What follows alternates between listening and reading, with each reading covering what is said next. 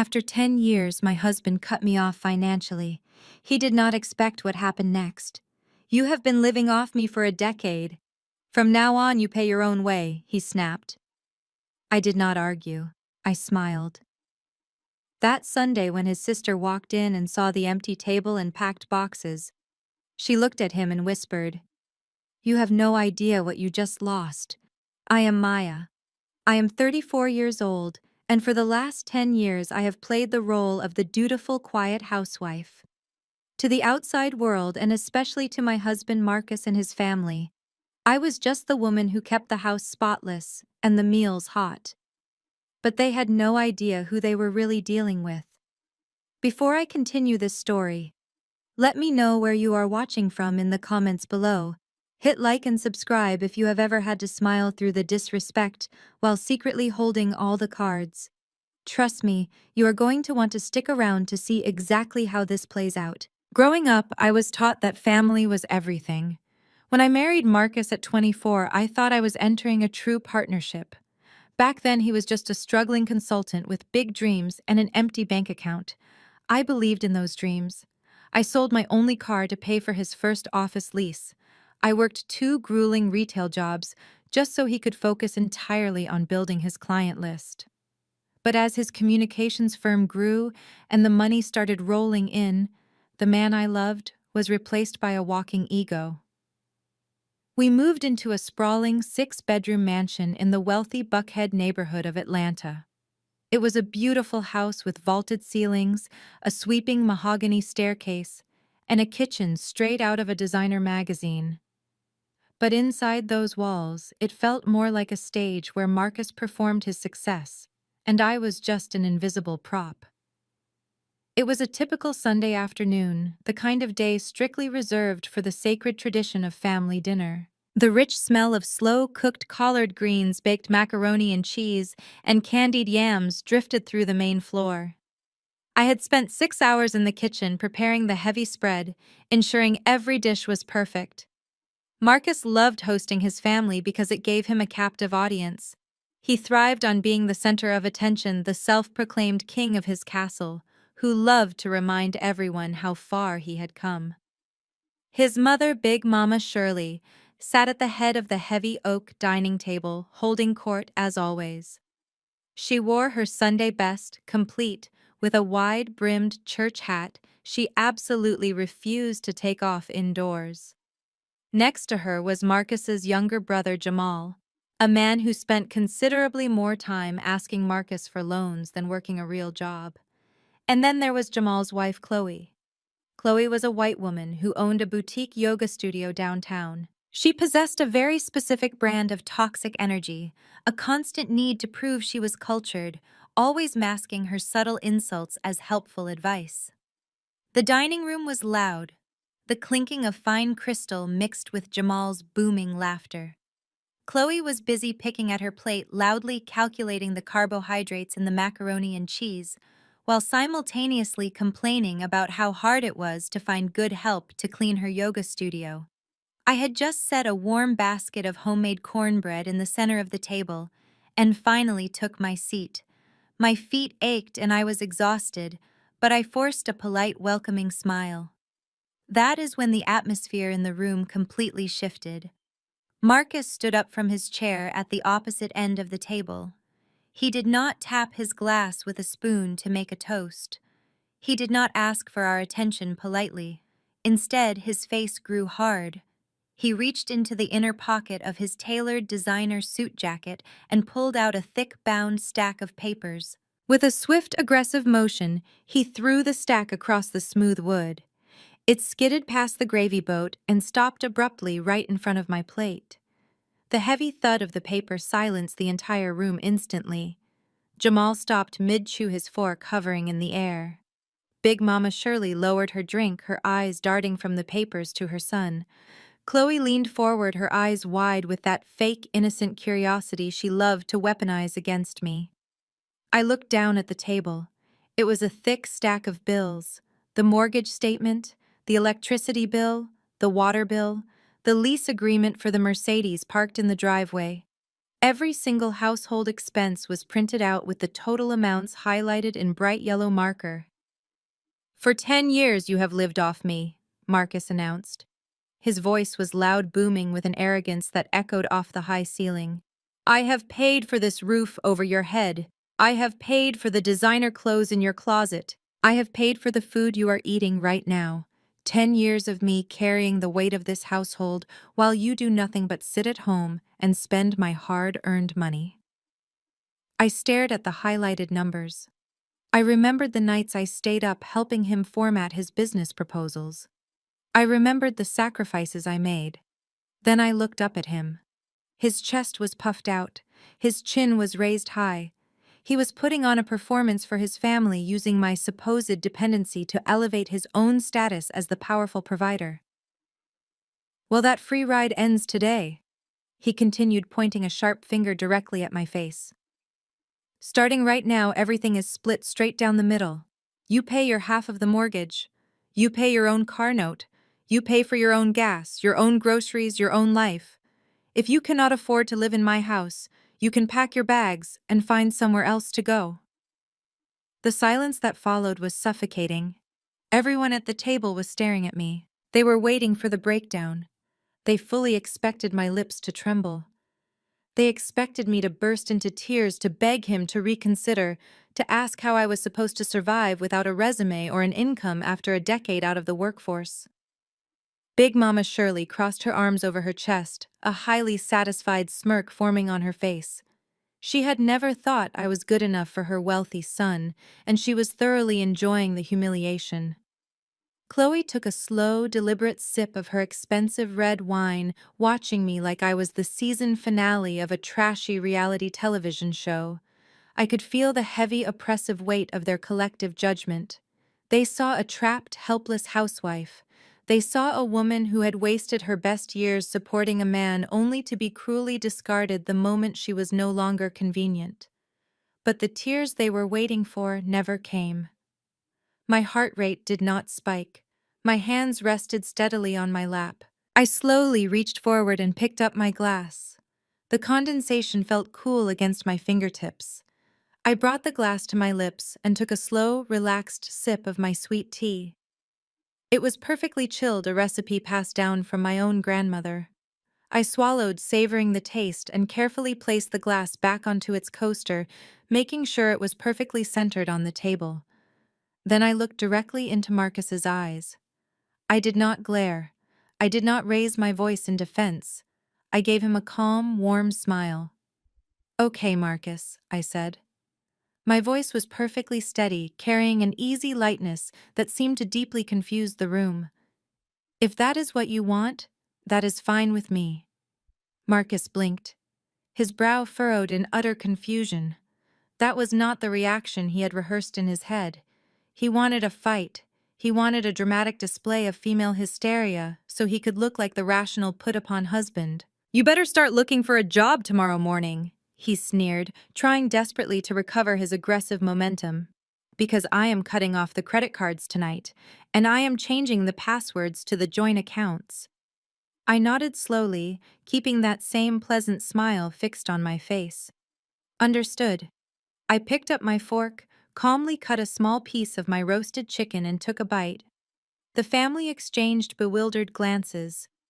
Jamal whispered something to Chloe, who simply rolled her eyes in disbelief. They all thought I was in deep denial.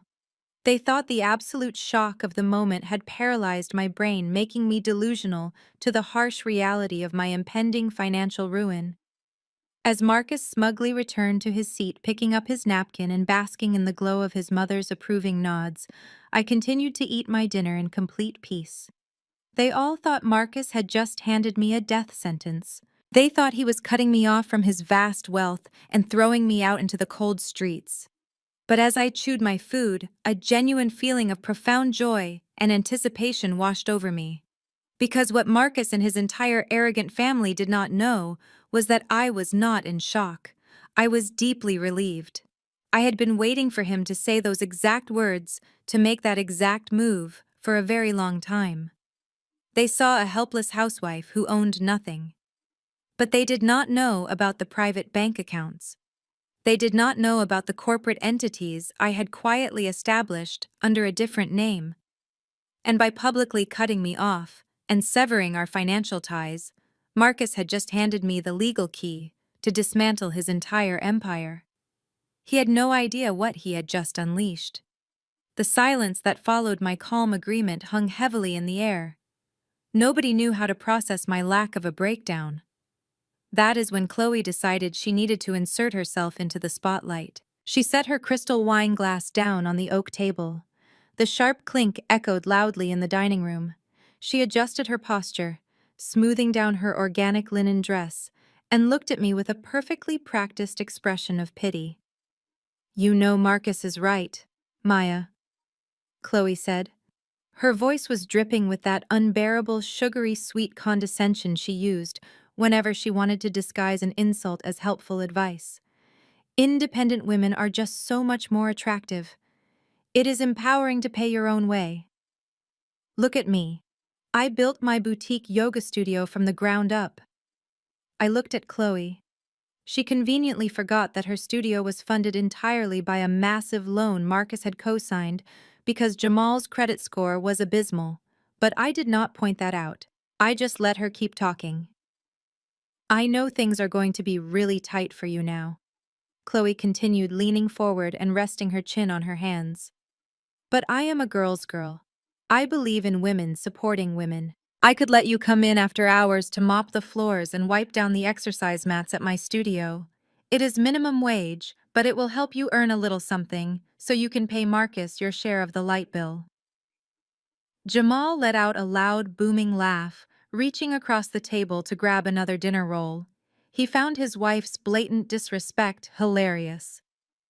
Marcus grinned, clearly thrilled that his family was rallying behind his cruelty.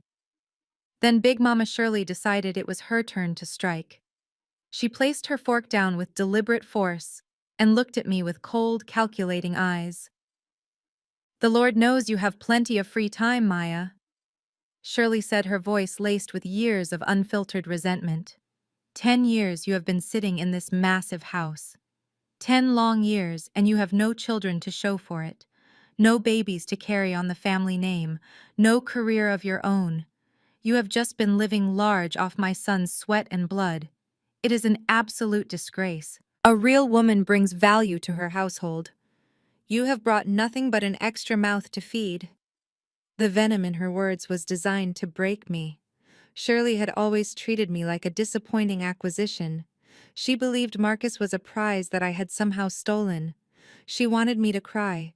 She wanted me to beg for forgiveness and promise to do better. She wanted me to grovel at the feet of the son she worshipped. I took a deep breath, letting the fragrant scent of the roasted chicken and candied yams fill my lungs. I looked around the table at the faces of my so-called family. Chloe with her smug, upper-class savior complex. Shirley with her toxic, blind devotion to her arrogant son. Jamal with his lazy, enabling laughter. And Marcus sitting there like a conqueror who had just won a war against his own wife. They were so incredibly blind. They equated my silence with weakness. They thought my domestic duties were the extent of my capabilities. They had absolutely no idea that while they were busy spending Marcus's money on designer clothes, luxury cars, and failing yoga studios, I was busy multiplying the spare change they tossed my way. I turned my attention back to Chloe.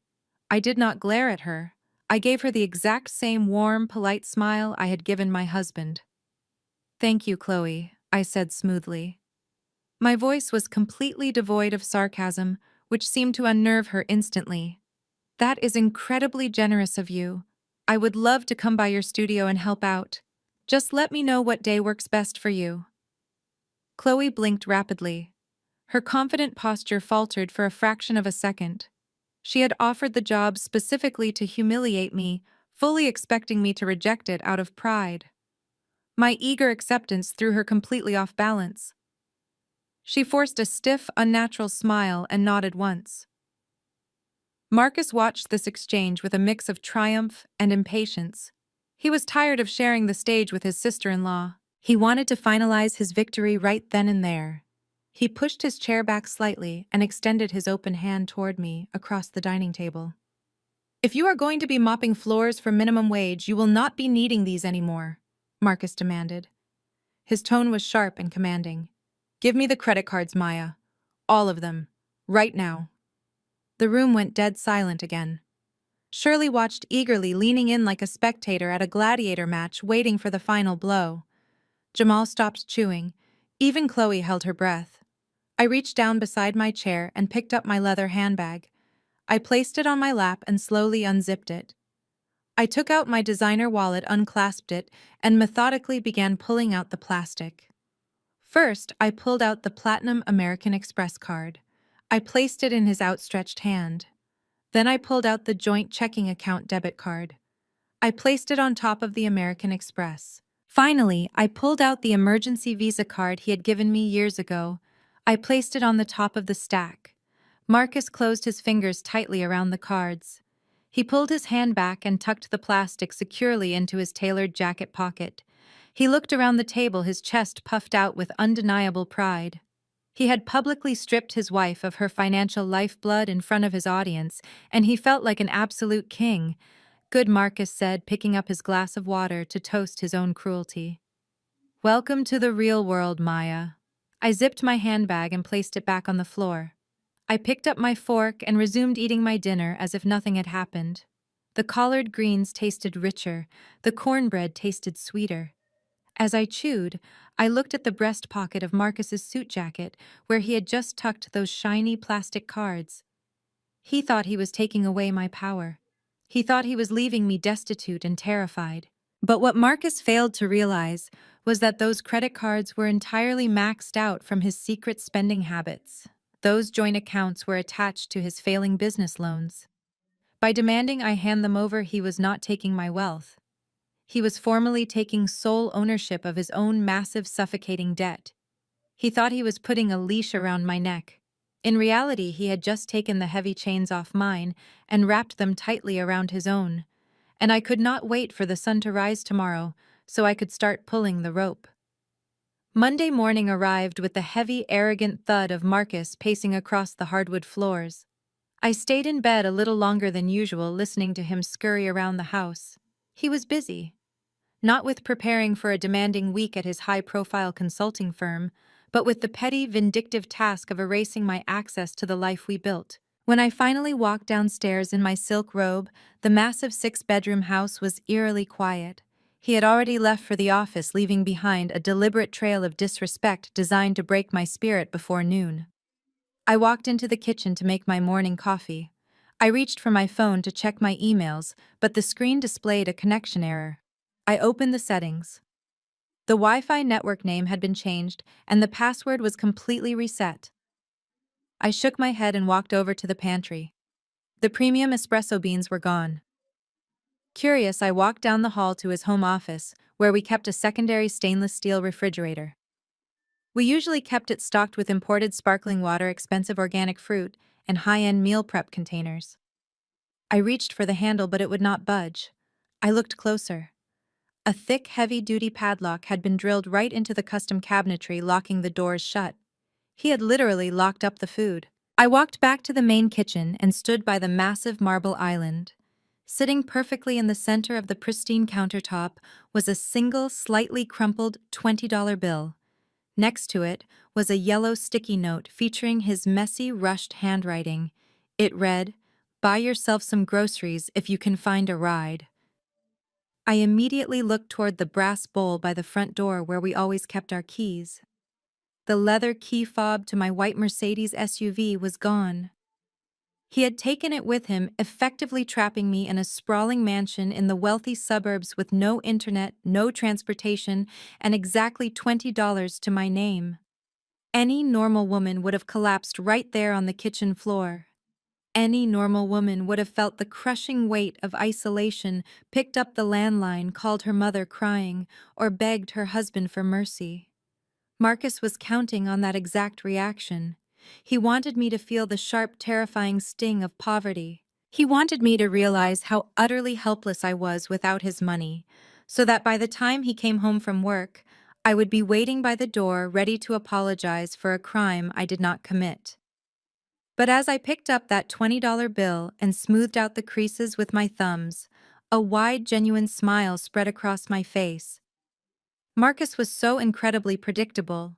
He thought he was playing a master game of chess, but he did not even realize he was sitting at the wrong board. He thought taking the keys to the Mercedes was a fatal blow. What he did not know was that the lease on that luxury vehicle was 3 months past due, and his credit was entirely overextended. He thought locking the premium groceries was a display of ultimate power. What he did not know was that I owned the commercial real estate plaza where his favorite premium grocery store was located. I folded the $20 bill perfectly in half and slipped it into the pocket of my silk robe. I did not need his Wi-Fi. I did not need his sparkling water, and I certainly did not need to drive a leased car that was weeks away from being repossessed. I turned away from the kitchen and walked slowly up the sweeping mahogany staircase. I ran my hand along the polished banister, looking at the high vaulted ceilings and the expensive modern art hanging on the walls. Marcus looked at this house and saw his kingdom. I looked at this house and saw a crumbling liability. I walked past our luxurious master bedroom and headed straight to the far end of the hallway. I opened the door to the fourth guest room. It was a space rarely used by anyone, functioning mostly as a storage closet for out-of-season coats and vintage luggage. I stepped inside and locked the door behind me. I walked over to a stack of heavy leather suitcases sitting in the corner. I unbuckled the straps of the bottom suitcase, unzipped the concealed inner lining, and reached my hand deep inside. My fingers wrapped around the cold, smooth metal of a sleek smartphone. I pulled it out and pressed the power button. The screen lit up instantly. This device was not connected to our family plan. It was not paid for by Marcus's bank account. It was a highly encrypted phone with a private cellular network registered under the name of Phoenix Holdings, LLC, a corporate entity that my husband had absolutely no idea existed. For 10 years, Marcus thought my days consisted of watching daytime television, online shopping, and waiting for him to come home. He never realized that while he was at his office treating his employees terribly and racking up corporate debt, I was in this very house trading stocks, flipping commercial properties, and building an investment portfolio that rivaled the city's top executives. The phone found a signal immediately.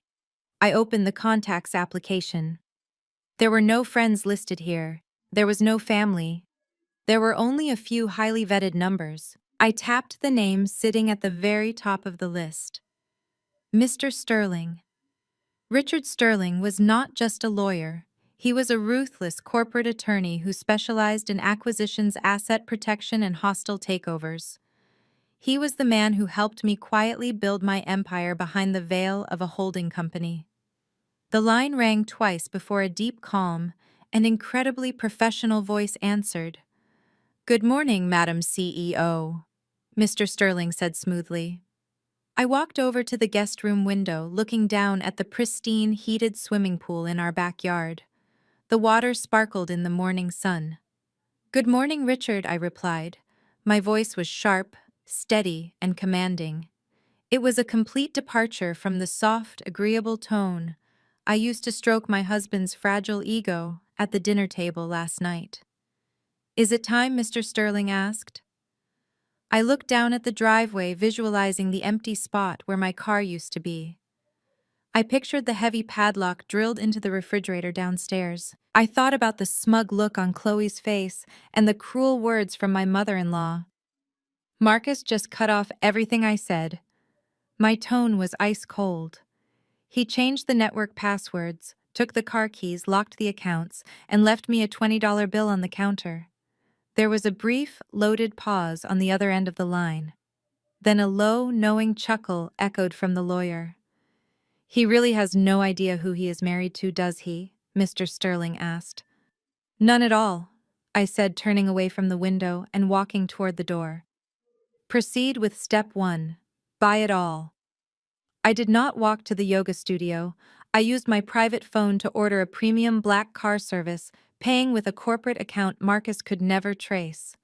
I instructed the driver to drop me off 2 blocks away from the bustling commercial district of Midtown Atlanta. It was a beautiful, sunlit afternoon. The streets were lined with expensive boutiques, artisan coffee shops, and high-end fitness centers. It was the exact kind of neighborhood where people came to see and be seen. I walked the rest of the way, taking my time to breathe in the crisp air. I wore a simple, understated beige trench coat over a plain white blouse and dark trousers. To anyone passing by, I looked like an ordinary woman running errands. I certainly did not look like a woman holding a freshly printed, legally binding commercial property deed inside my leather handbag. I arrived in front of a sleek glass front building featuring a minimalist wooden sign that read, "Inner Light Yoga and Wellness." This was Chloe's pride and joy. It was the business Marcus had practically leveraged his own soul to help fund entirely, because his brother Jamal was too lazy to hold down a real job, and Chloe demanded to be a business owner. I pushed open the heavy glass door and stepped inside. The air was thick with the scent of eucalyptus and expensive incense. Soft ambient meditation music played from hidden speakers. But the supposed peaceful environment was completely shattered by the shrill, demanding voice echoing from the front reception desk. "I told you to stack the organic towels by color, not by size.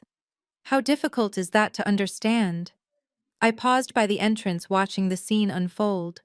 Chloe was standing behind the bamboo front counter, aggressively tapping her perfectly manicured fingernails against the wood. She was wearing designer athletic wear that cost more than most people's weekly groceries, her blonde hair pulled back into a tight, severe ponytail. She was currently berating a young, exhausted-looking college student who was wearing the studio's uniform. "I am sorry, Chloe," the young girl stammered, frantically rearranging a pile of towels. "I just thought the larger ones should go on the bottom so the display would not tip over."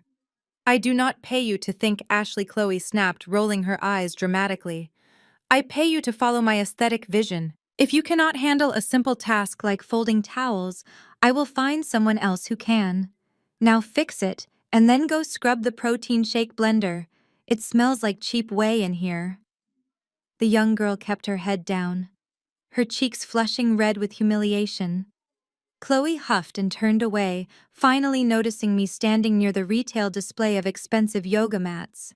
Instantly, Chloe's face morphed from a scowl of irritation into a wide, completely fake smile. She clapped her hands together lightly, playing the role of the benevolent savior. "Maya, you actually came," Chloe said loudly, making sure the few clients browsing the retail section could hear her. "I am so proud of you for taking this step. Swallowing your pride is the first part of the healing journey." I walked slowly toward the front desk. I did not carry a bucket. I did not bring a mop or a pair of yellow rubber gloves. My hands were empty, save for my leather handbag resting securely on my shoulder. "I told you I would be here," I replied, my voice perfectly calm and even. Chloe looked me up and down, her smile turning into a slight smirk. "Well, you are a little overdressed for manual labor, but we can make it work.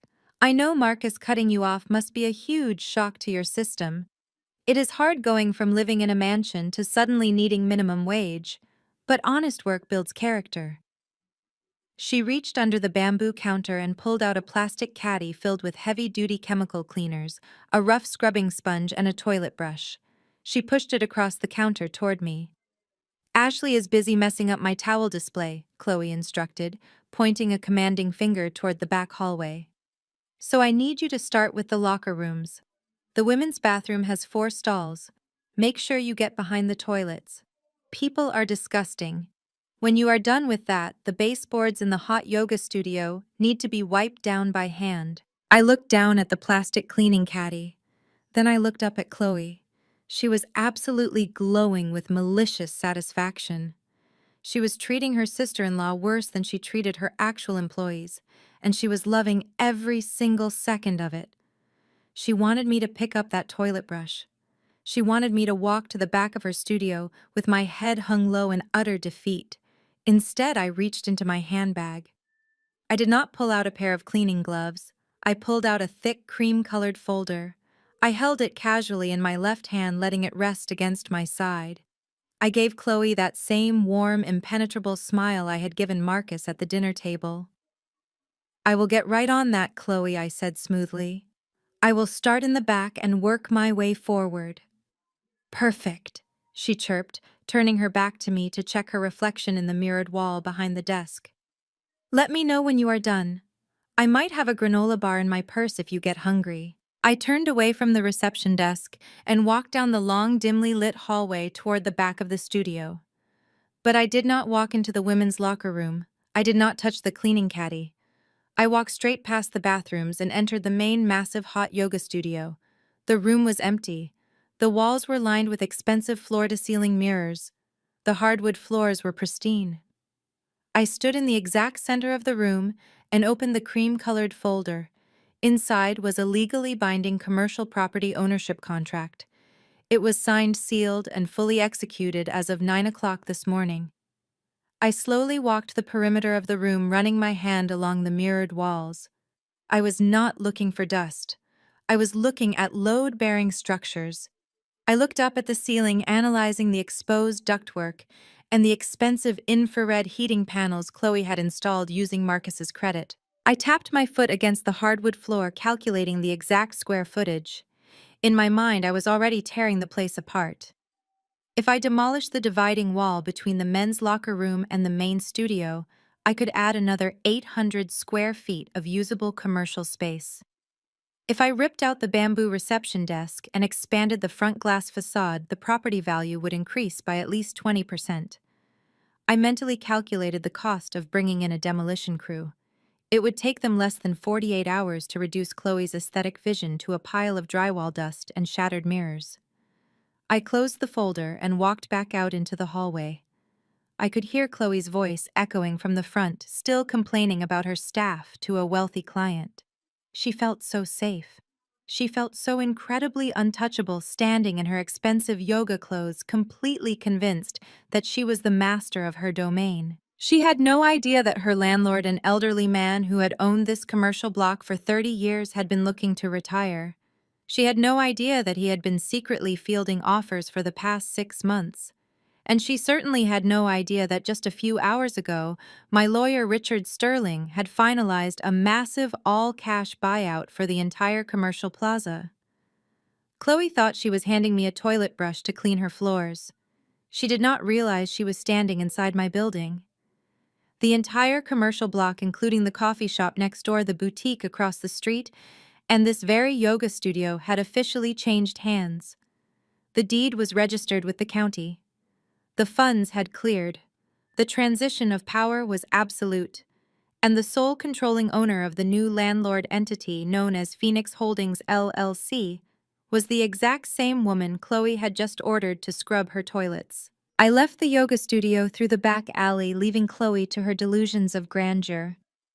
My private driver was waiting exactly where I had instructed. I slid into the leather back seat and told him to take me back to my mansion in Buckhead. Marcus had taken my car keys and locked the refrigerator, fully expecting me to spend the entire day stranded, hungry, and wallowing in self-pity. He assumed I would be eagerly awaiting his return, so I could beg for a sliver of my old life back. When the black car pulled up to the edge of my sprawling driveway, I instructed the driver to drop me off at the security gates. I walked the rest of the way up the long, winding path. The house was quiet from the outside. Marcus's sleek sports car was parked at a careless angle near the front door. He was home early from his consulting firm. That was highly unusual for a Monday afternoon. I unlocked the heavy mahogany front door as silently as possible and stepped into the grand foyer. I did not call out his name. I stood perfectly still in the entryway. My gaze dropped to the polished marble floor. Resting right next to Marcus's expensive leather loafers was a pair of unfamiliar strappy designer high heels. They were carelessly kicked off, pointing toward the sweeping staircase. I stared at those shoes. I did not feel a sudden crushing wave of heartbreak. I did not feel the wind knocked out of my lungs. I felt absolutely nothing but a cold, sharp surge of clarity. A soft, high-pitched giggle echoed down from the second-floor landing. It was followed by the low, familiar rumble of my husband's voice. I knew that giggle. I had heard it countless times at family gatherings and holiday parties. It belonged to Jessica. Jessica was a 24-year-old blonde woman with a penchant for expensive handbags and married men. More importantly, Jessica was Chloe's absolute best friend and the lead instructor at her boutique yoga studio. The irony was almost too delicious to comprehend. Chloe had spent the entire Sunday dinner acting morally superior, completely oblivious to the fact that her own best friend was actively dismantling her precious brother-in-law's marriage. I moved silently across the foyer, slipping out of my own shoes. I walked up the back staircase, avoiding the creaky third step I had memorized over the last 10 years. I glided down the carpeted hallway and slipped straight into the adjoining study that connected to our master suite. I left the heavy oak door open just a crack. Through the narrow opening, I had a clear view of the master bedroom. Marcus was pouring 2 glasses of expensive champagne from the minibar. Jessica was lounging on my custom-upholstered chaise, wearing one of my expensive silk robes. "You are so bad, Marcus," Jessica purred, taking a sip of the champagne. "Skipping work in the middle of the day." "What if your miserable wife comes home?" Marcus scoffed, loosening his silk tie and tossing it onto the foot of the bed. "She is not coming home anytime soon." I took her car keys and cut off all her credit cards. She is probably walking miles in the heat right now or crying to her mother. I finally put my foot down. "I told you I would handle her, did I not?" Jessica pouted, twirling a strand of blonde hair around her manicured finger. "Yes, but handling her is not enough. I am tired of sneaking around. I hate my apartment, Marcus. You promised me that penthouse condo in Midtown, the one with the floor-to-ceiling windows." Marcus walked over to her, radiating arrogant confidence. He handed her the second glass of champagne and smiled. "And I always keep my promises, baby. That is exactly why I cut Maya off today. I am starving her out. Once she realizes she has absolutely no money to fight me in court, I am going to make her sign a post-nuptial agreement giving up everything. Then I am taking out a second mortgage on this house. There is a massive amount of equity sitting right here in these walls. I will pull the cash out, and we will buy your penthouse in cash by the end of the month." I stood in the shadows of the study, listening to my husband casually detail his master plan to steal the equity of our marital home to finance his infidelity.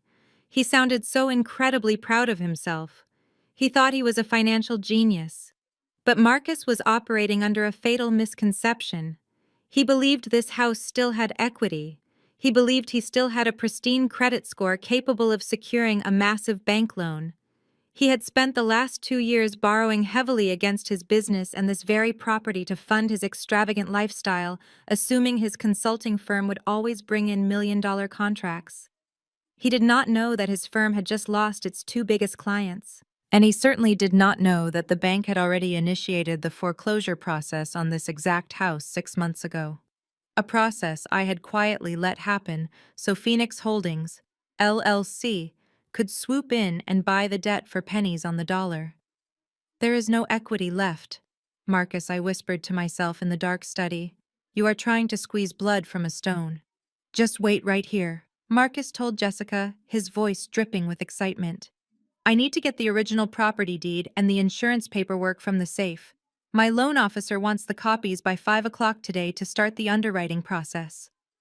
I watched through the crack in the door as Marcus walked over to the large oil painting hanging on the far wall of the master bedroom. He swung the painting outward on its hidden hinges, revealing the heavy steel wall safe built directly into the drywall. He quickly punched in the 6-digit passcode. A soft beep echoed through the room, and the heavy metal door clicked open. Marcus reached his hand inside. He expected to feel the thick manila envelope containing the original property deed, the vehicle titles, and his most sensitive financial documents. Instead, his hand met nothing but cold, empty steel. I watched his posture change instantly. The arrogant swagger evaporated from his shoulders. He leaned closer, peering into the dark cavity of the safe. He frantically patted the bottom, then the sides, his movements growing faster and more erratic by the second. "Where is it?" he muttered, his voice tightening with sudden panic. "Where is the damn envelope?" Jessica sighed loudly from the chaise lounge, clearly annoyed that the focus was no longer on her. What is wrong now, Marcus? Can we just go back to celebrating?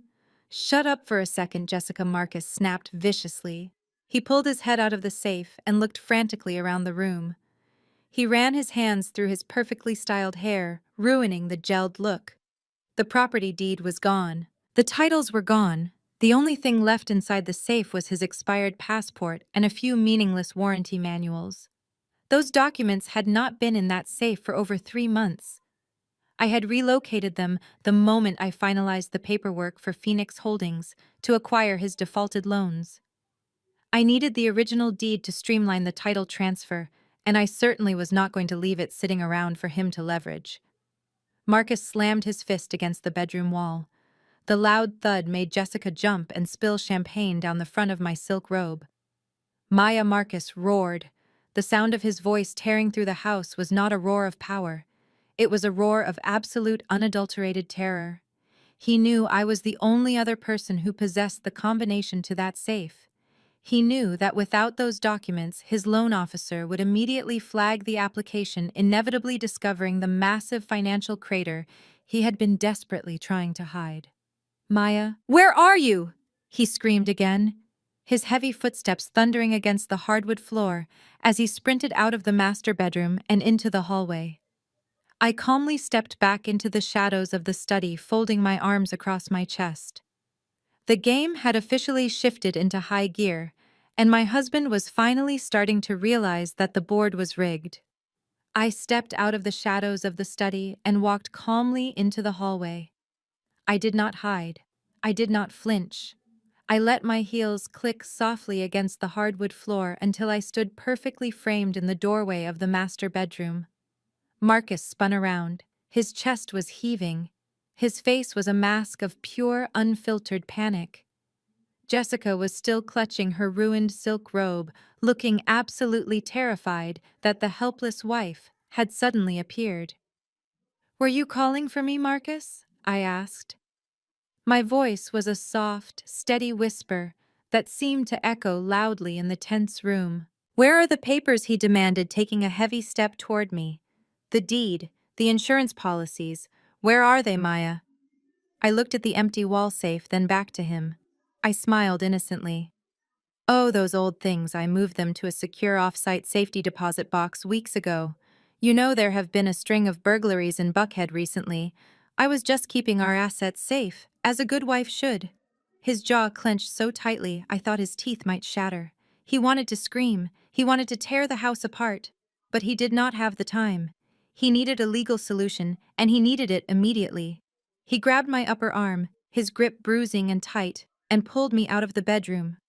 "Get downstairs," he hissed, dragging me toward the sweeping mahogany staircase. "We are finishing this right now." I let him lead me. I did not struggle. I walked down the stairs with my head held high, maintaining a graceful composure that only seemed to infuriate him more.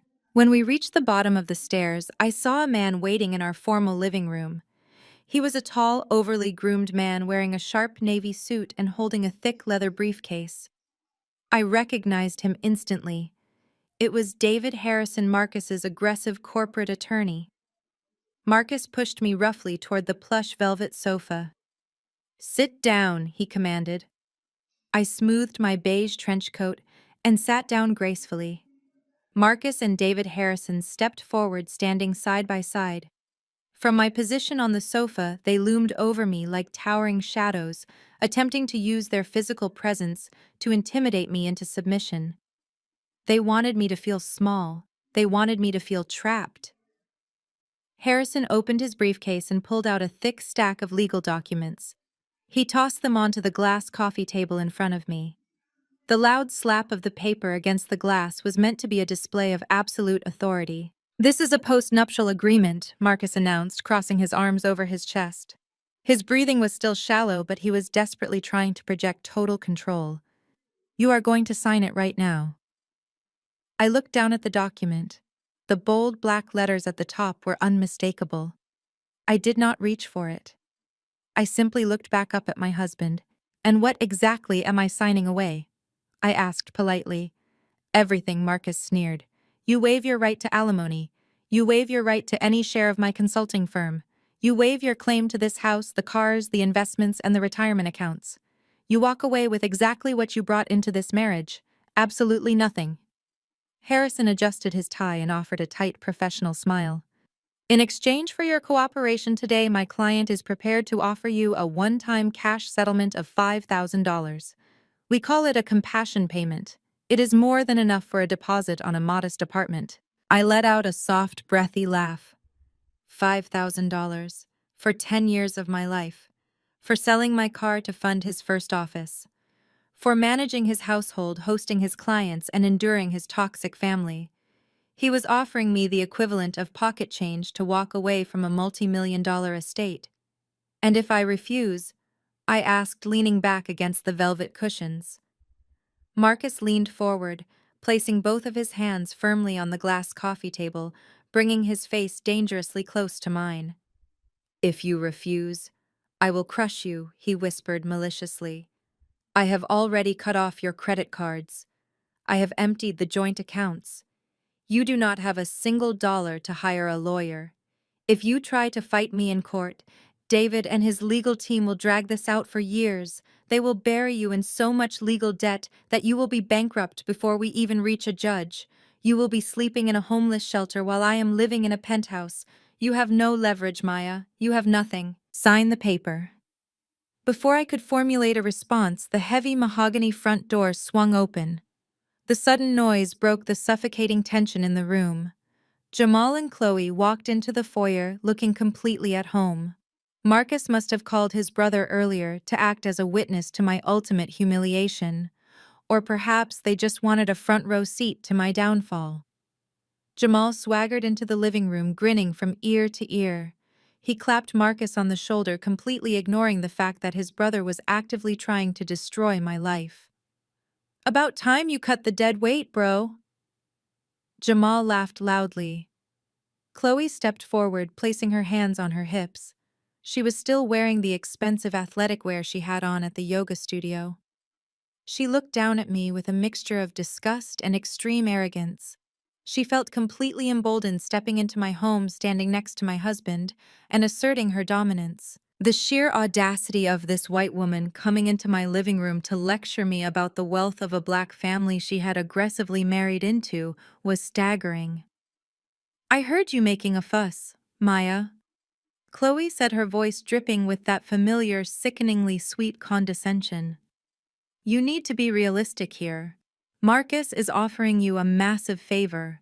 Do you have any idea how hard Marcus and Jamal have worked to build this family legacy?" I looked at Jamal, a man who had not held a steady job in 5 years and relied entirely on his brother to pay his mortgage. I looked at Chloe, a woman whose entire business was funded by the very husband she was praising.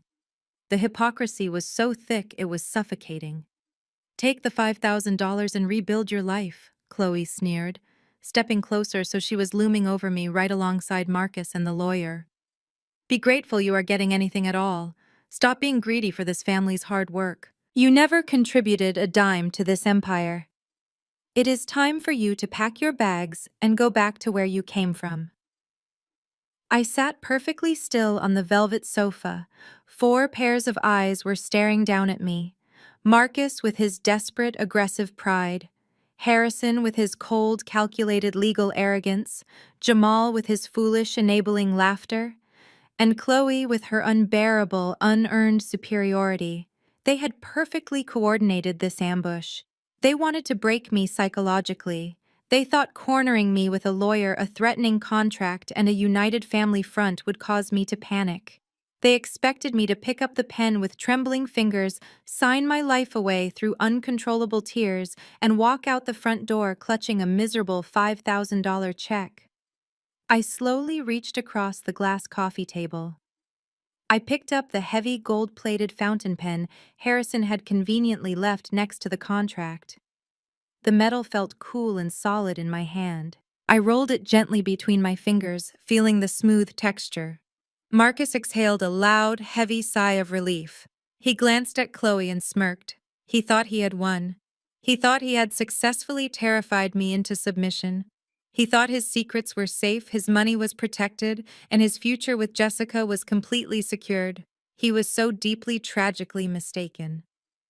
The heavy metal of the gold-plated fountain pen warmed against my skin. The room was so quiet I could hear the faint ticking of the lawyer's expensive wristwatch. 4 people stood around me, practically vibrating with eager anticipation. They wanted to see the ink hit the paper.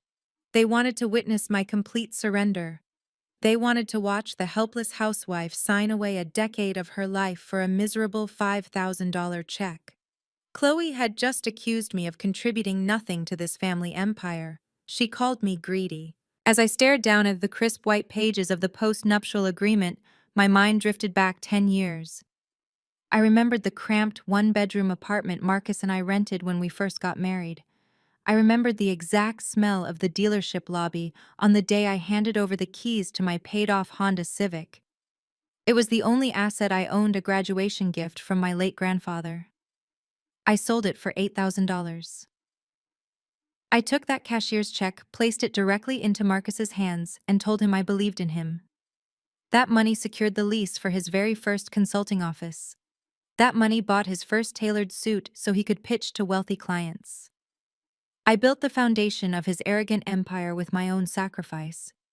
Once the firm took off and the massive checks started pouring in, Marcus decided I needed to look the part of a wealthy executive's wife. He insisted I stop working. He gave me a strict monthly household allowance and told me to manage the estate. He thought I was spending my days at luxury spas, gossiping with other wealthy wives, and browsing high-end boutiques. He thought my brain was slowly turning to mush from watching daytime television. But I was raised by a single mother who taught me to never rely entirely on a man's wallet. I was meticulous with the budget. I clipped digital coupons. I negotiated with vendors. I managed the household so efficiently that there was always a massive cash surplus at the end of every single month. Marcus never asked to see the grocery receipts. He never checked the utility statements. He was too busy being the king of Atlanta. So I took the surplus. At first it was just a few $100s a month. I opened a secret brokerage account under my maiden name. I read complex financial journals in the study while he was out drinking and entertaining clients. I invested early in emerging technology stocks and cryptocurrency long before they became mainstream conversation. As the years went on, those small hidden investments exploded in value. A few $100s turned into thousands, thousands turned into hundreds of thousands. I hired Richard Sterling, the sharpest corporate attorney in the state. Together we established Phoenix Holdings, LLC, a completely anonymous corporate entity. While Marcus was busy racking up massive credit card debt to buy designer watches and luxury cars to impress his superficial friends, I was using my secret company to acquire premium commercial real estate across the city. I was building genuine generational wealth right under his nose. I was the CEO operating from his guest bedroom. The harsh clearing of a throat pulled me abruptly back to the present. David Harrison, the corporate lawyer, tapped his polished leather shoe against the hardwood floor. "We do not have all day," Maya Marcus snapped. His patience was wearing dangerously thin. His eyes kept darting toward the hallway, likely terrified that his mistress Jessica would wander downstairs and ruin his legal ambush. "Just sign the paper, take the $5,000, and leave. Do not make this harder than it has to be." I looked at the signature line at the bottom of the dense legal document. By signing this contract, I was legally waiving my right to all marital assets. I was agreeing in front of witnesses that Marcus would retain sole ownership of his consulting firm, the bank accounts, the luxury vehicles, and this sprawling 6-bedroom mansion. But what Marcus and his highly paid, overly confident lawyer had completely failed to realize was the reverse implication of this document. By taking sole ownership of the assets, they were also legally declaring that Marcus would retain sole ownership of all marital debt. They did not know his business accounts were completely frozen due to unpaid vendor invoices.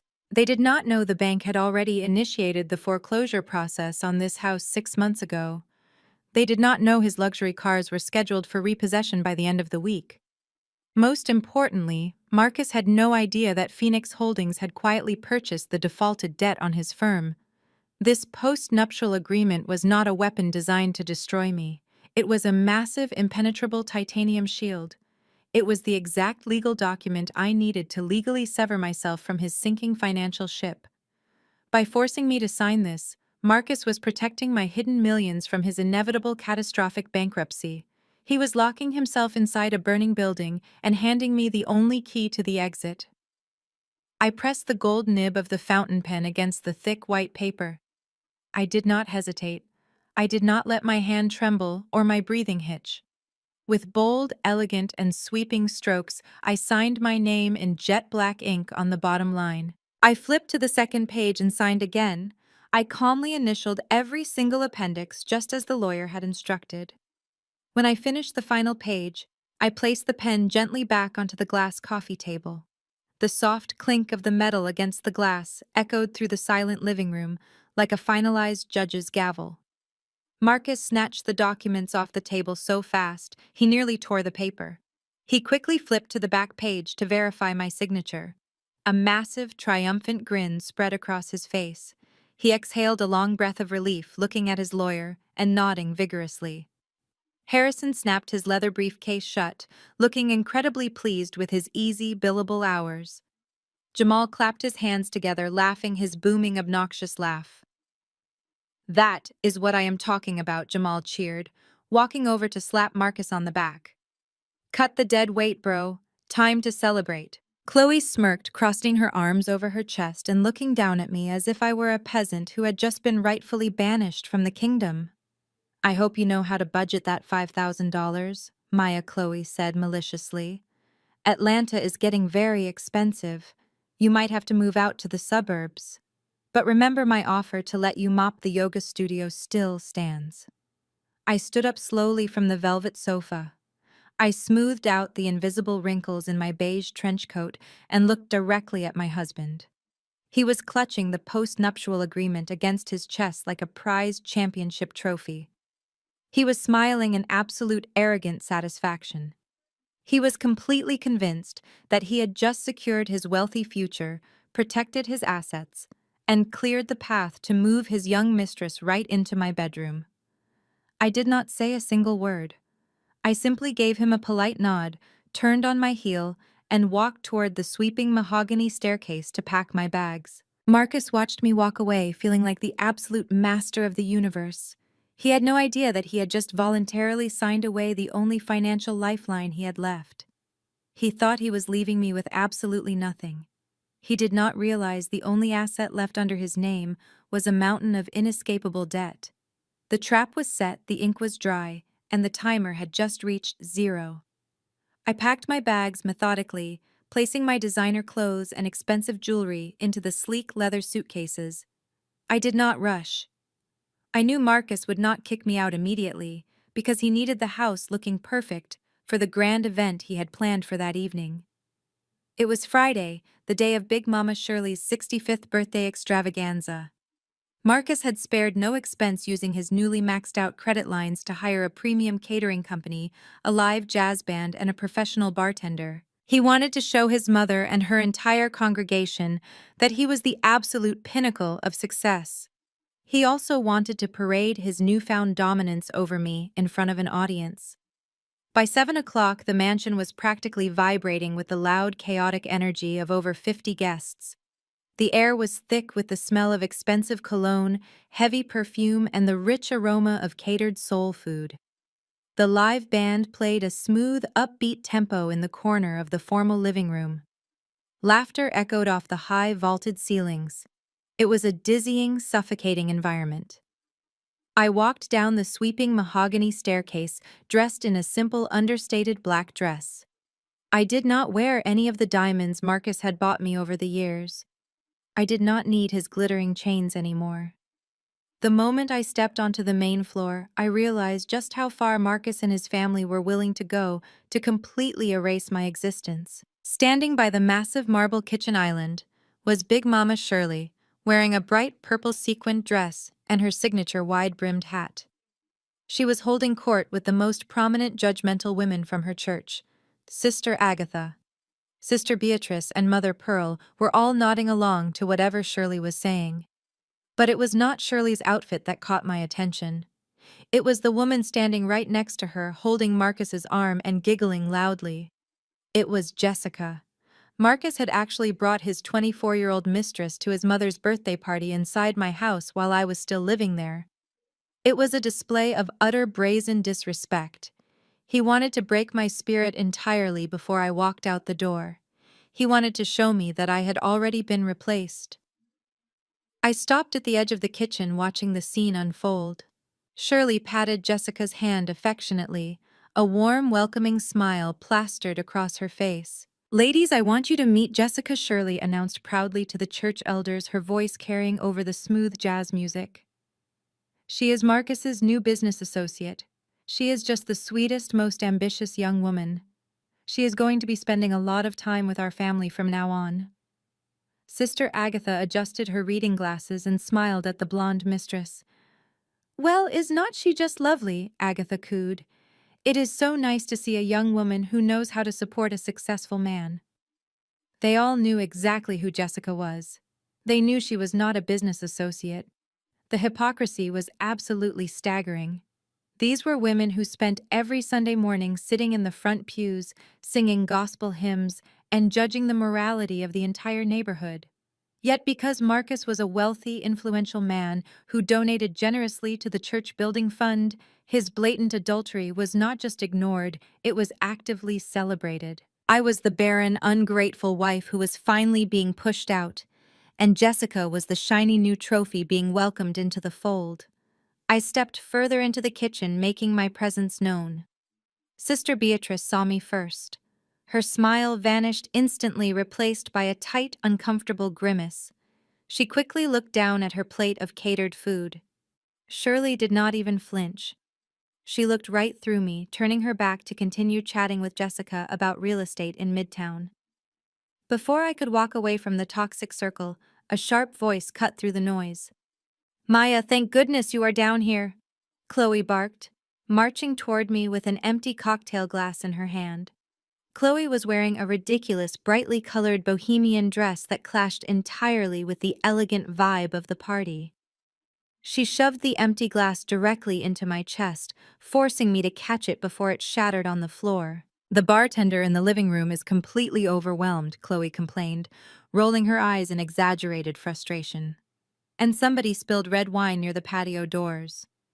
Since you are practically packed and unemployed, you might as well make yourself useful. Go to the catering kitchen, grab a towel, clean up the spill, and then start running drinks to the guests on the patio." Jamal walked up behind his wife, chewing loudly on a cocktail shrimp. "Yeah, Maya." Jamal laughed, his mouth half full.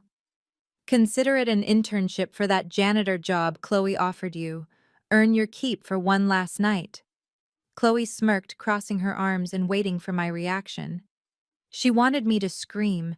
She wanted me to throw the glass against the wall, cause a massive scene in front of the church ladies, and give Marcus the perfect excuse to have his security guards physically drag me off the property. She wanted me to look like the bitter, hysterical ex-wife, losing her mind in the middle of a classy party.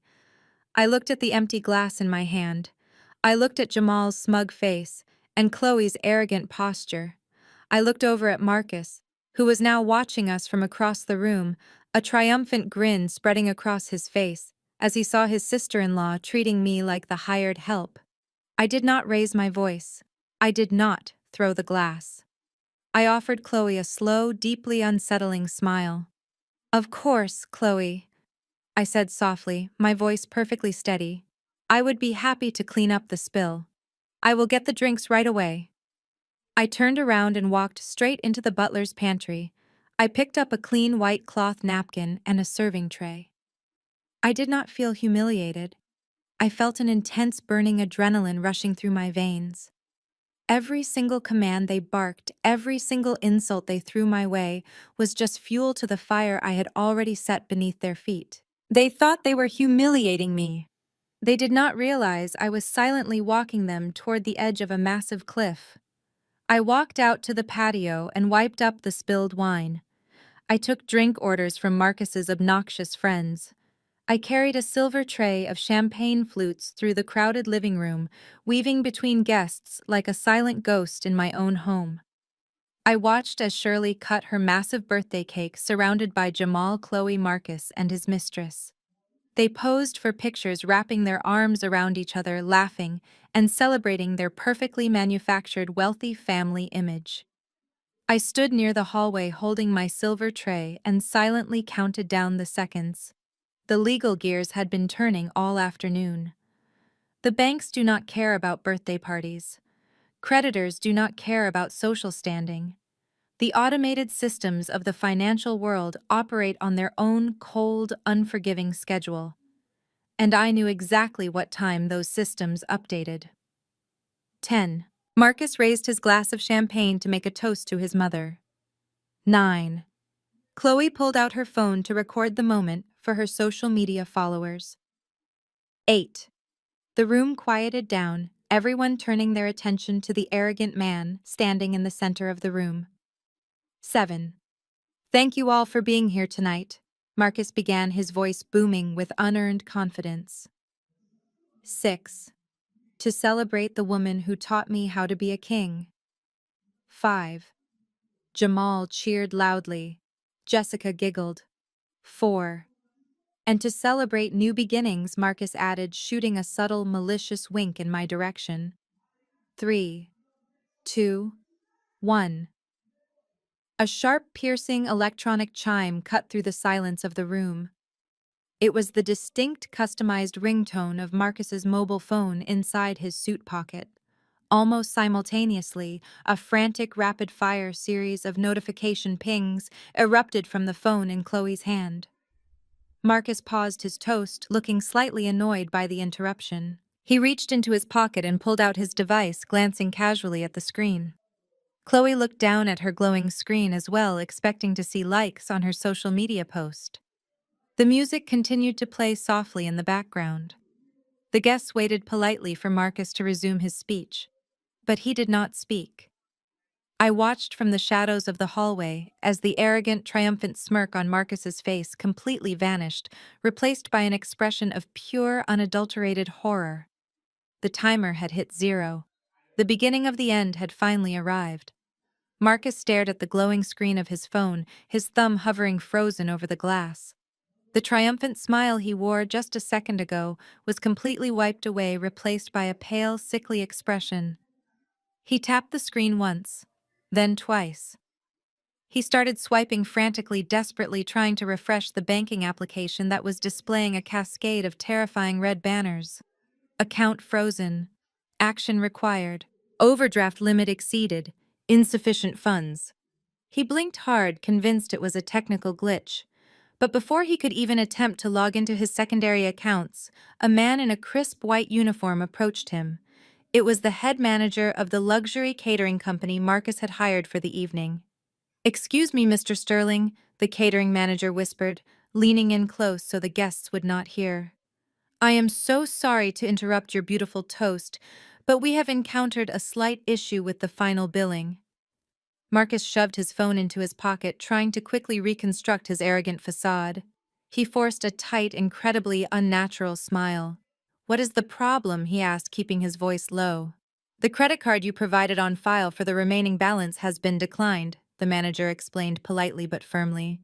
"I tried running it twice, but it was flagged for insufficient funds.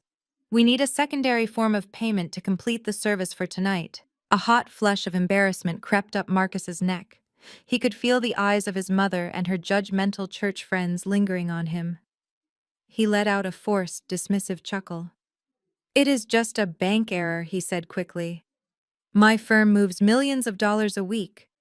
Sometimes the fraud department gets overly cautious with weekend transactions. Here, use this one." Marcus reached into his tailored jacket and pulled out his black corporate card. It was the card tied directly to his communications and PR firm. He handed it to the manager with a flick of his wrist. The manager pulled a mobile payment terminal from his apron, inserted the heavy metal card, and waited. A sharp negative beep sounded immediately. The screen glowed red. "Declined, sir." The manager said, his tone dropping its polite warmth and adopting a strict businesslike edge. That is impossible. Marcus hissed, his eyes darting around the room to ensure no one was listening. Run it again. I did, sir. It says the account has been suspended by the issuing bank. If you cannot provide a valid payment method, my staff will have to pack up the food and the bar immediately. Panic finally began to crack through Marcus's polished exterior. The thought of the caterers packing up the food in the middle of his mother's grand birthday party, right in front of his wealthy friends and his young mistress, was a nightmare he could not stomach. He pulled out his wallet and handed the man every single card he had left. Try all of them. Marcus ordered, his voice shaking with suppressed rage. I need to make a phone call. Marcus turned sharply on his heel and walked briskly away from the crowded living room. He did not look at his mother. He did not look at Jessica. He marched straight down the hallway and locked himself inside his home office. I followed him with my eyes as I wiped down a small cocktail table near the patio doors. The entire energy of the room was shifting. Across the living room, Chloe was staring down at her own phone, her face completely drained of color. Her hands were shaking violently. The dominoes were falling exactly as I had arranged them. Inside the office, Marcus dialed the emergency after-hours number for his private wealth manager. He paced back and forth across the expensive Persian rug, his breathing heavy and erratic. When the banker finally answered, Marcus did not bother with pleasantries. What the hell is going on with my accounts? Marcus demanded, shouting into the receiver. Every single card I own is declining. My corporate accounts are locked. I have a house full of guests and a caterer threatening to walk out. Fix this immediately. There was a long, heavy pause on the other end of the line. When the banker spoke, his voice lacked the usual subservient tone he reserved for high-net-worth clients. Marcus, I am looking at your portfolio right now, the banker said slowly. I do not have the authorization to lift these holds. This is not a fraud alert. Your accounts have been subjected to a complete asset freeze. An asset freeze, Marcus echoed, stopping dead in the middle of the room. By who? On what grounds? The banker cleared his throat nervously. By a private corporate creditor, Phoenix Holdings, LLC. They submitted a court-ordered levy this afternoon. Marcus, they own your debt. All of it. They purchased the defaulted loans from your PR firm last month, and according to the system, they also own the deed to your primary residence. Marcus felt the blood rush completely out of his head. He gripped the edge of his mahogany desk to keep his balance. What are you talking about? He whispered, his voice cracking. I own this house. You missed 6 consecutive mortgage payments. Marcus, the banker, explained gently, as if speaking to a child. The bank initiated foreclosure proceedings half a year ago. We sent multiple notices to your office. The property was sold at a private commercial auction. This new creditor, Phoenix Holdings, did not just buy the house. They executed a clause demanding immediate repayment of all outstanding corporate balances. Because you signed as the personal guarantor for your business loans, they have the legal right to seize your personal liquid assets to cover the deficit.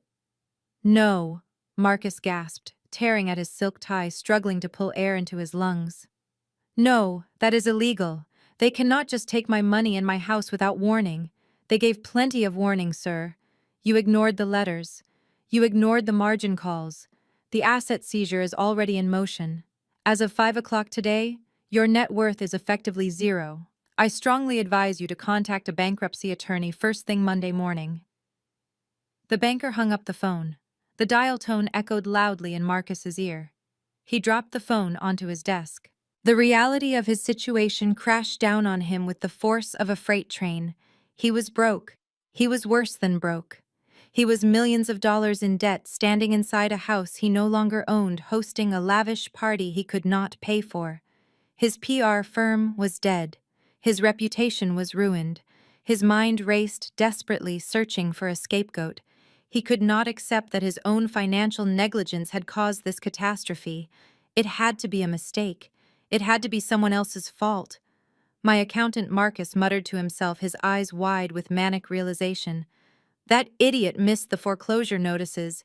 He hid the default status from me. Marcus grabbed his phone and stormed out of the office.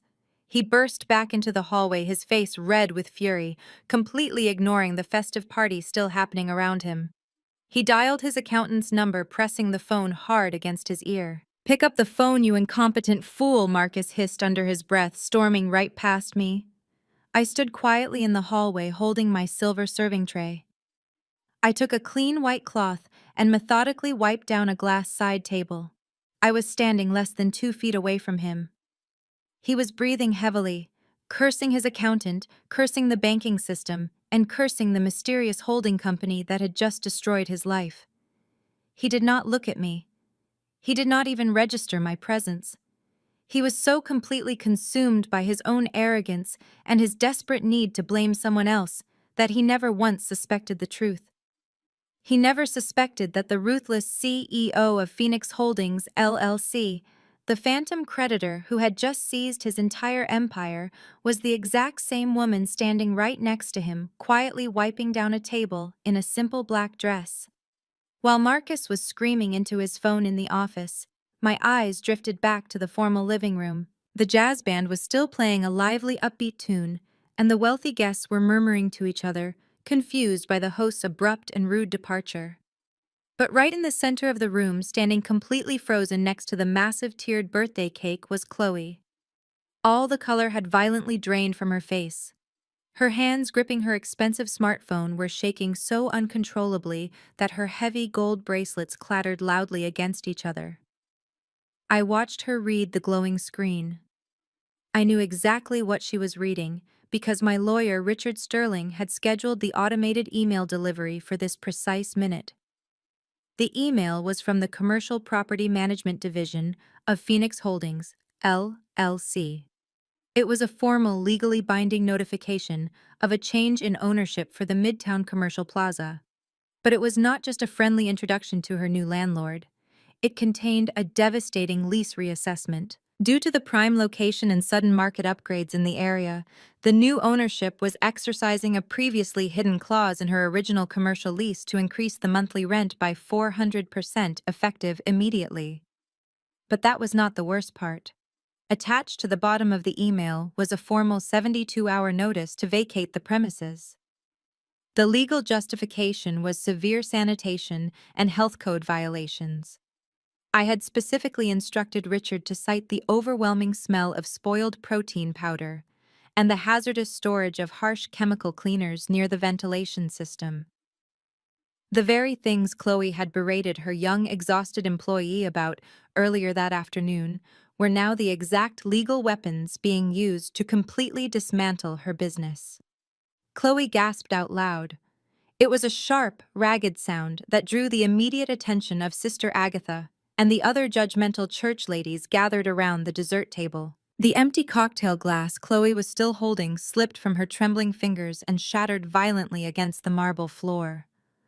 Bright red wine splattered across the hem of her expensive bohemian dress and onto the pristine white shoes of a nearby guest, but she did not even notice. Her aesthetic sanctuary, her entire upper-class identity was being ripped away in real time. She frantically looked around the room, her eyes wide and wild with absolute terror. She did not look for her husband, Jamal. She knew Jamal was absolutely useless when it came to money. He had not contributed a single dollar to that yoga studio. She needed the man who had co-signed the original bank loan. She needed Marcus. Chloe pushed aggressively past the church ladies, completely ignoring their shocked gasps and protests. She ran awkwardly in her high heels across the living room and practically threw herself into the hallway. She rushed right past me, completely blind to the woman holding the silver serving tray, and slammed her hands heavily against the solid oak door of Marcus's home office. Marcus opened the door. Chloe shrieked. Her voice was shrill and desperate, cracking under the immense pressure of her impending bankruptcy. The heavy door flew open. Marcus stood there, his eyes bloodshot, his silk tie pulled loose and hanging messily around his neck. He looked like a man who had just seen his own grave. "What is wrong with you?" Marcus snapped, his voice trembling with misdirected rage. "I am in the middle of a massive financial crisis." "I do not care about your crisis," Chloe screamed back, waving her smartphone directly in his face. Look at this. My landlord just sold the building out from under me. The new holding company is demanding 4 times the rent by Monday morning, and they just served me a 72-hour eviction notice for health code violations. They are going to lock the front doors and seize my expensive infrared heating equipment. I need money, Marcus.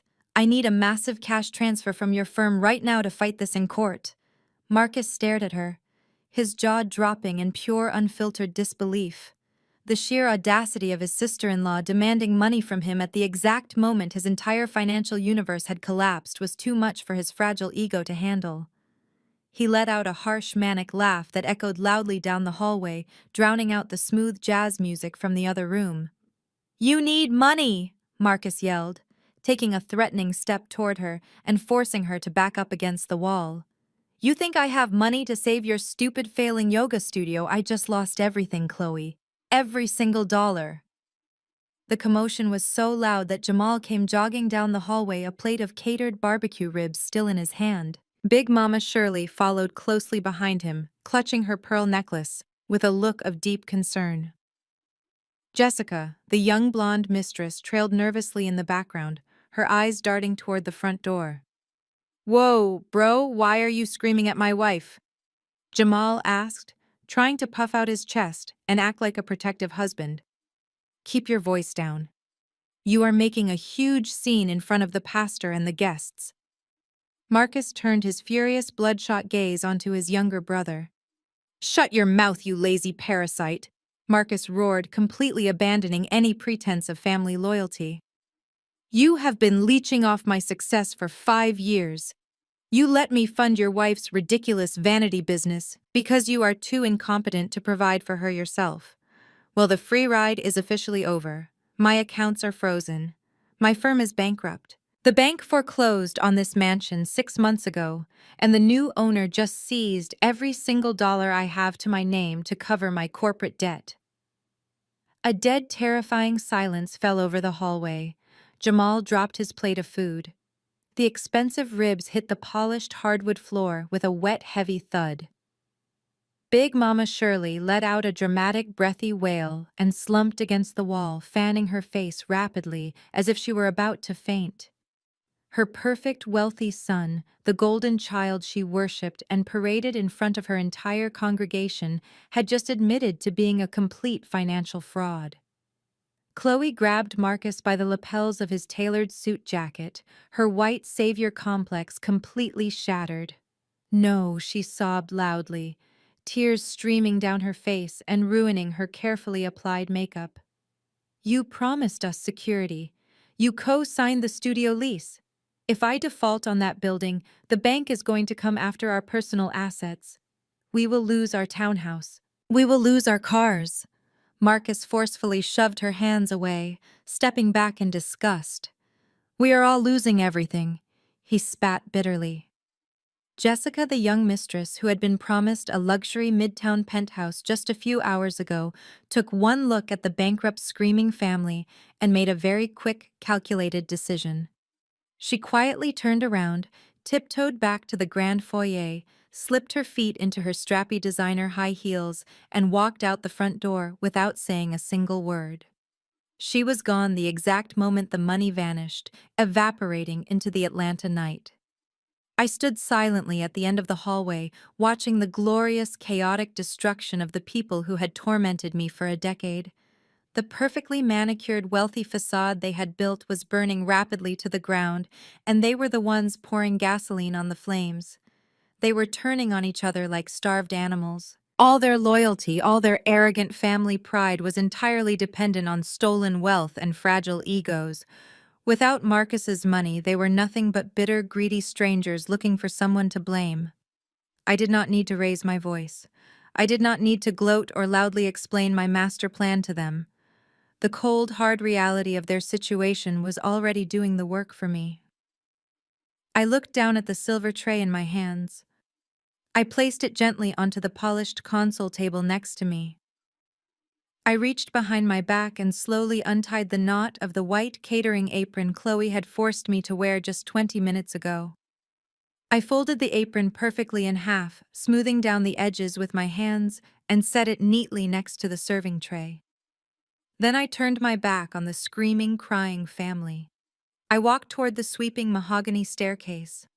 My heels clicked softly against the wood, a steady rhythmic beat that cut through the sounds of their absolute panic. I climbed the stairs with my head held high, my posture relaxed, and a genuine, deeply satisfied smile on my face. It was time to finish packing my bags. The trap had sprung, the prey was caught, and it was finally time to close the net. I reached the top of the sweeping mahogany staircase, leaving the chaotic, screaming family far behind me in the downstairs hallway. The heavy, panicked shouts of my husband and his sister-in-law faded into a dull, distant hum as I walked down the carpeted corridor. I opened the door to the master suite and stepped inside. The room was peaceful, bathed in the soft, warm glow of the bedside lamps.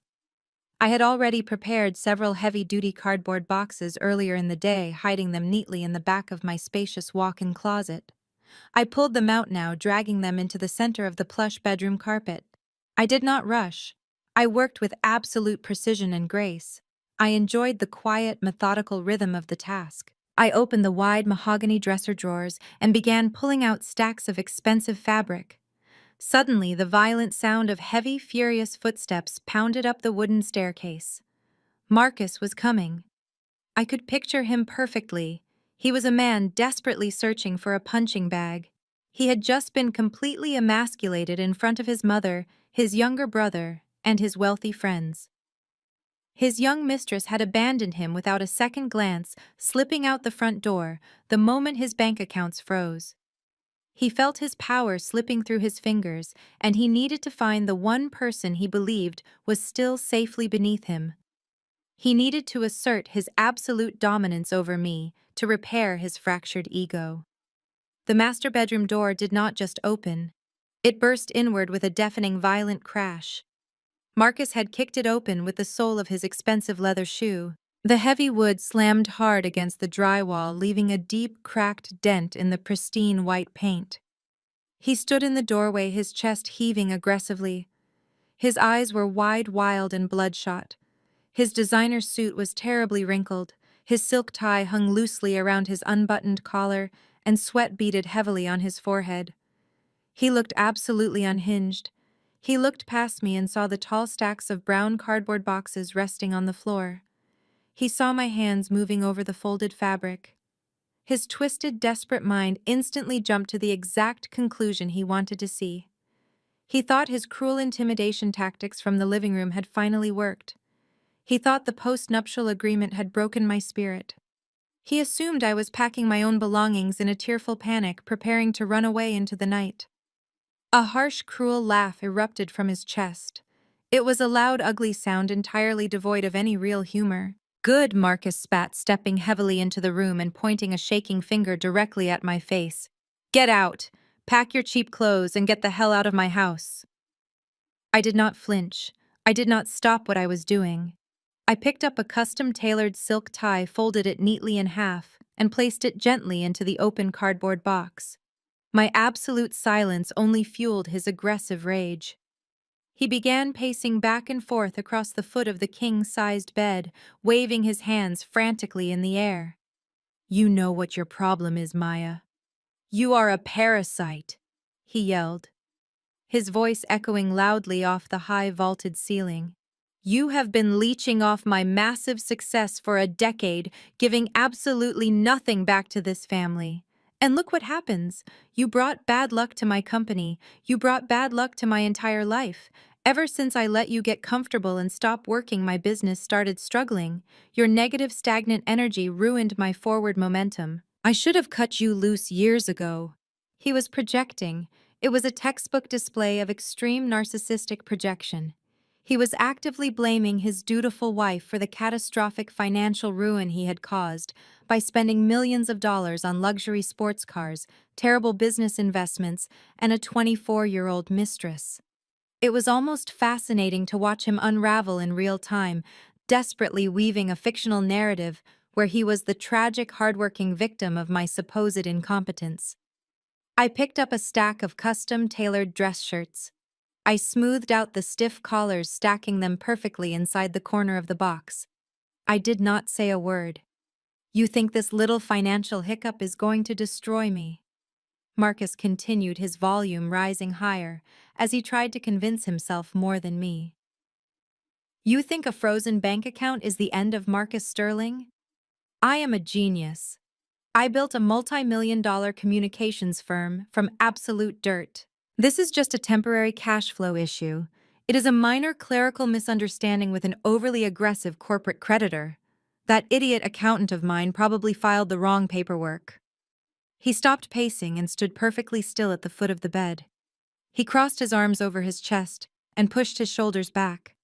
He was trying to physically rebuild his shattered ego, adopting the arrogant posture of a conquering king.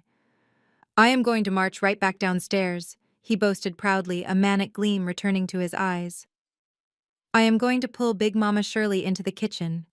She has hundreds of thousands of dollars sitting in her retirement accounts, not to mention the massive equity in her own home.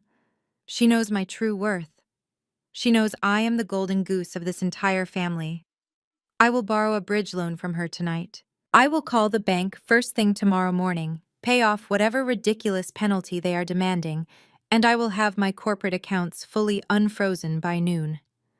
I carefully picked up a pair of expensive Italian leather loafers. He had bought those shoes just last month, charging them to a corporate expense card that was already 90 days past due. I placed them snugly against the folded shirts. He honestly believed his mother, a woman who cared more about her church reputation than anything else, would blindly hand over her life savings to cover his massive corporate debts. He was completely delusional. And as for you, Marcus sneered, taking a menacing heavy step closer to where I stood. By the time the sun comes up tomorrow, I want you gone. You signed that post-nuptial agreement in front of my lawyer. You legally waived your rights. You took the $5,000. You have absolutely no legal claim to this property or my money anymore. If you are not out of here by 8 o'clock in the morning, I will call the police and have you arrested and forcibly removed for trespassing in my home. He stood there panting slightly, staring down at me. He was waiting for my reaction. He desperately wanted me to look up at him with wide, tear-filled eyes. He wanted me to drop to my knees and beg him to reconsider. He wanted me to plead for just a few more days to figure out my living situation. He wanted to feel like a powerful god deciding the ultimate fate of a helpless mortal. I reached over to the polished bedside table and picked up the heavy-duty packing tape dispenser. The room was dead silent, save for the faint, muffled sound of the live jazz band still playing downstairs, completely oblivious to the absolute war happening on the second floor. I pulled the end of the thick plastic tape. The loud, harsh ripping sound echoed sharply like a gunshot in the quiet bedroom. I stretched the transparent tape across the top flaps of the large cardboard box. I pressed it down firmly, running the palm of my hand along the seam to ensure it was perfectly sealed. I grabbed a thick black permanent marker and wrote the word miscellaneous across the top in bold, elegant cursive. Then I finally stood up straight. I brushed a small piece of invisible lint off my simple black dress. I turned and looked directly into his bloodshot, furious eyes. I did not look scared. I did not look defeated. I gave him a slow, radiant, and utterly triumphant smile. You are wrong, Marcus, I said. My voice was incredibly soft, melodious, and perfectly calm. His thick brow furrowed in deep confusion. The absolute lack of fear in my voice threw him completely off balance. Wrong about what, he snapped defensively. I reached out and gently patted the top of the sealed cardboard box. I am not packing my things. I took a slow, deliberate step toward him, closing the physical distance between us. My gaze never left his face. I watched the arrogant confusion slowly begin to morph into a creeping, undeniable dread. I am packing yours. Marcus stood completely frozen in the center of the master bedroom. The words hung heavy in the warm air between us. He looked from the perfectly sealed cardboard box to my face, his brain violently struggling to process the absolute audacity of my statement. For a split second, he actually thought it was a pathetic bluff. He assumed I was just a desperate emotional housewife trying to reclaim a tiny fraction of my dignity before being thrown out onto the cold street. His face contorted into a mask of pure, ugly rage.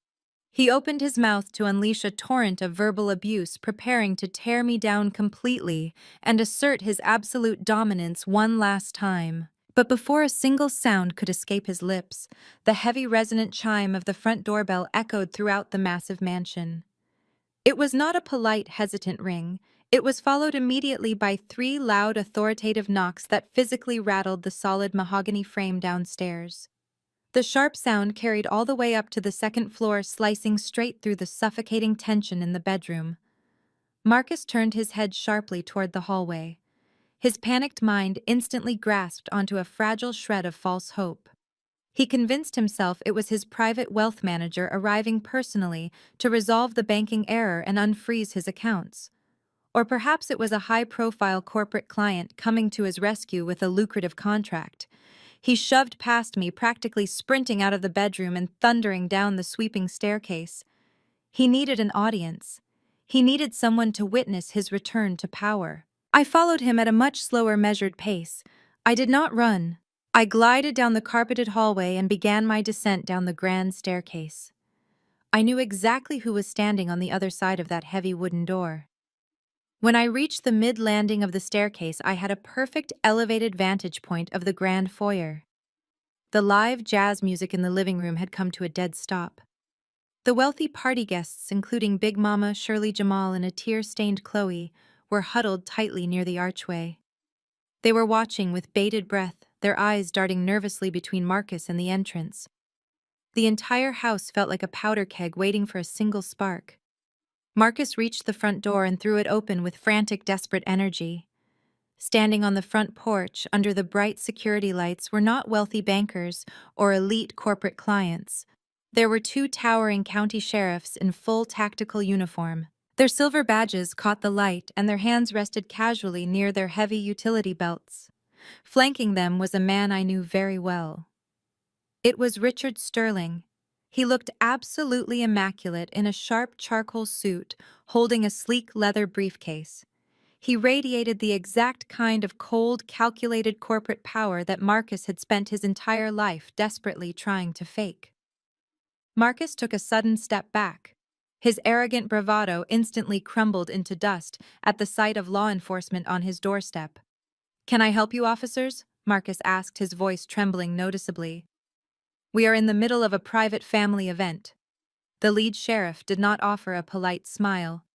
He stepped forward, his massive frame dominating the entryway. "Are you Marcus Sterling?"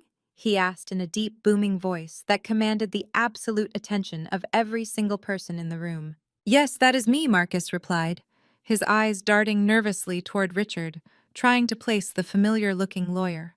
The sheriff stepped completely over the threshold, legally entering the residence.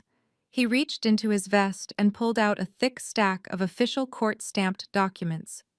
"Mr. Sterling, you are being served with a court-ordered writ of possession and an immediate notice of eviction."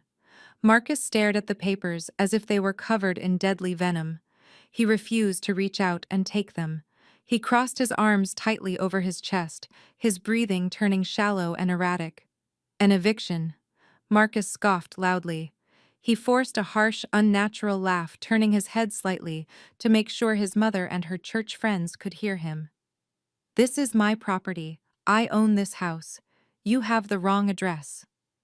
There has been a massive misunderstanding at my bank today, but I am the sole owner of this estate." Richard Sterling stepped forward smoothly, bypassing the massive sheriff.